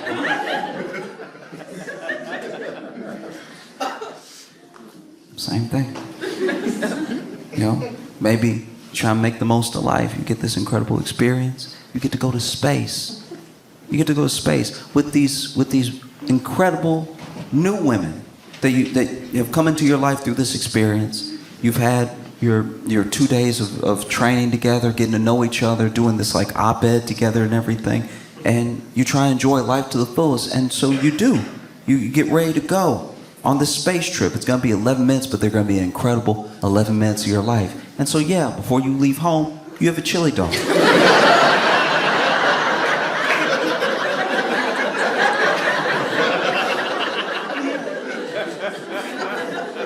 You have a chili dog, and you're walking on, and you ring the bell. You're having a good time. You strap in and everything, and right as you strap in, you're waiting to take off, and you hear.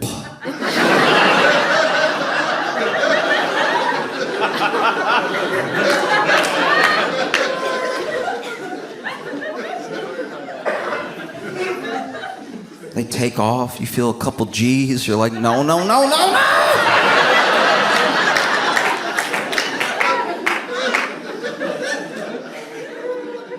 You get into space. You almost touch the Kármán line.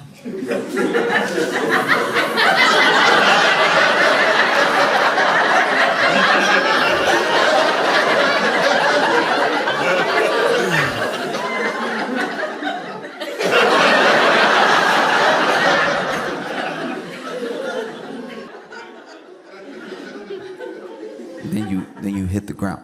You hit the ground. Plop. Okay. I made it. 11 minutes. I held it together. You pop out of the little pod, trying to calmly look for the nearest bathroom. Everybody clapping. Everybody clapping. Oprah there, the Jenners, everybody clapping. And then somebody runs up. How's it feel to be an astronaut?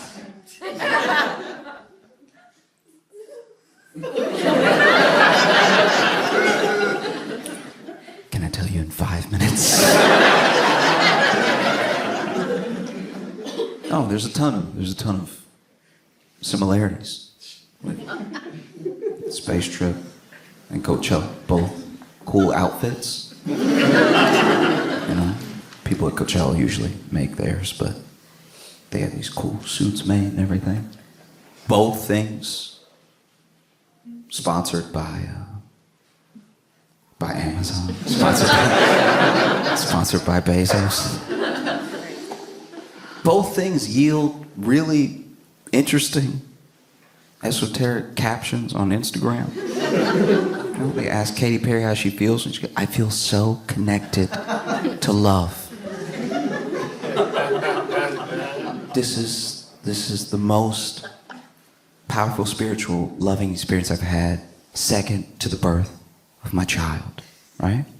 And be honest. Tell me that's also not Instagram caption about Coachella. Like that, like if we're being fair, you know? When I watched Katie's interview right out of the pod, I was like, y'all clouded this woman just because the edibles hit. Like, everyone was so mad. They were so mad. And I don't even think they're mad at like Katie or any of those women. I don't think they're mad that like the thing is like tone deaf in nature or whatever. I think they're mad because people are like having a hard time living. Do you know what I mean? It's like they are kind of like the easy placeholder right now for how we feel about how the actual world is. No one's really mad at them. If they had gone and come back, you wouldn't have known. That's how little it affects our actual lives. But we're mad because we see it and we see like, because the thing, okay, the thing with a Blue Origin as well is we don't actually know how much it costs to go up. And we know some people get invited to go up and some people have to pay. But they do a thing, and this is very crafty. This is how the rich stay rich, right? We know that it's like $150K deposit if you want to go. We don't know what the next installments are. And I feel like we don't know what the next installments are so they could charge people different stuff. Because maybe you put down 150 and then you have to pay another 150 to go up. And then you put down 150, but you got to pay 500,000 to go up. And as long as y'all don't talk, it's all good. Because these people come together from all walks of life and all these different places in the world and they go up. But for a similar flight, for a similar flight to what they did, there was a guy who paid $28 million. All right? He's allowed to be mad. He's allowed to be mad that anybody got to do it for free because 28 million, even if you're a billionaire, 28 million is still a dent. Like that's wild, 28 million. So I'm just saying, it's wild that thing, we're assuming anyone on that flight had to pay. I can't imagine Bezos making his fiance pay. You know, I don't know if anybody on that flight paid. And I know that the only poor version that we have of what they did is froyo. Because you ever been filling up your cup and you don't have that much of your account, so you gotta fill it with hope. You gotta hope that like, that's a lot of air. That's a lot of air. Let's just put it on the weight right here. $5.50, thank goodness. One time I was getting froyo and I was by myself, but there was a woman checking out before me, and she had stuffed it, got the cookie dough in there, and she had the M&Ms. She had a couple extra flavors, and it was high. It was like a little pyramid of froyo and everything. And then old boy went to ring her up, and it was $135. And I was like, I know he lifting the scale because I'm looking at $17 easy. And then it was my turn. And I put my little one flavor with 2 poppin' bobas in there. And he rang me up for $13.59. And I was like, so, you got your thumb on it or what you do? This is crazy. Because I don't think we're that mad at them. I think what's actually happening is that it's very hard to get by right now. And it's hard to escape. And I don't know, everyone could use a little escapism one way or another. And we're losing access to that because whether you want to go on spring break, and spring break is the most expensive it's been in potentially recorded history. or you want to just go to Coachella. Dude, Coachella tickets. So I didn't even know this was happening. Apparently, there are people that are like financing their Coachella trip in like installments. Like they putting Coachella on layaway. And it's not like some people. Apparently, it's like 60% of ticket goers are like on a payment plan for Coachella, which is insane. That's wild.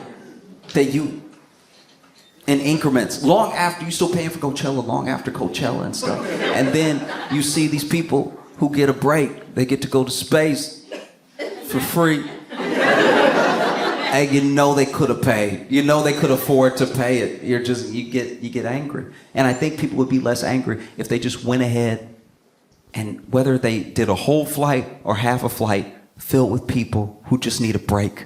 You know what I mean? That's all you gotta do. Just get like two of the most tired moms you can find.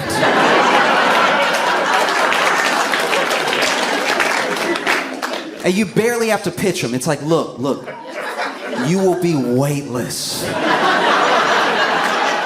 for 5 minutes. They'll be like, put it in my veins.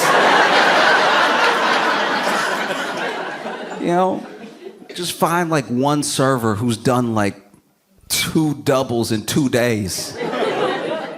You will go to space and you won't be able to hear anything.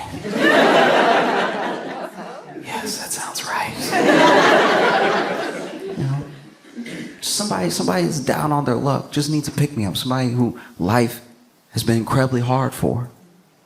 You just grab them and you tell them, hey, I'm gonna give you a trip to space. It won't be long, but it'll be spectacular. You will see Earth in the way that few people will ever get to in their entire lives.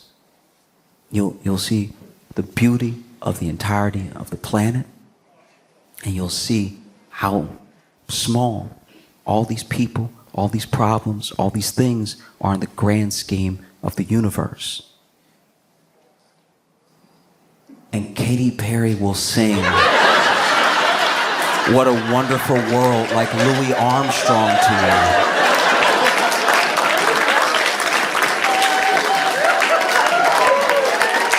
It'll be spectacular. Y'all been amazing. Thank you so much. And y'all something. I appreciate y'all so much. Y'all have a fantastic night.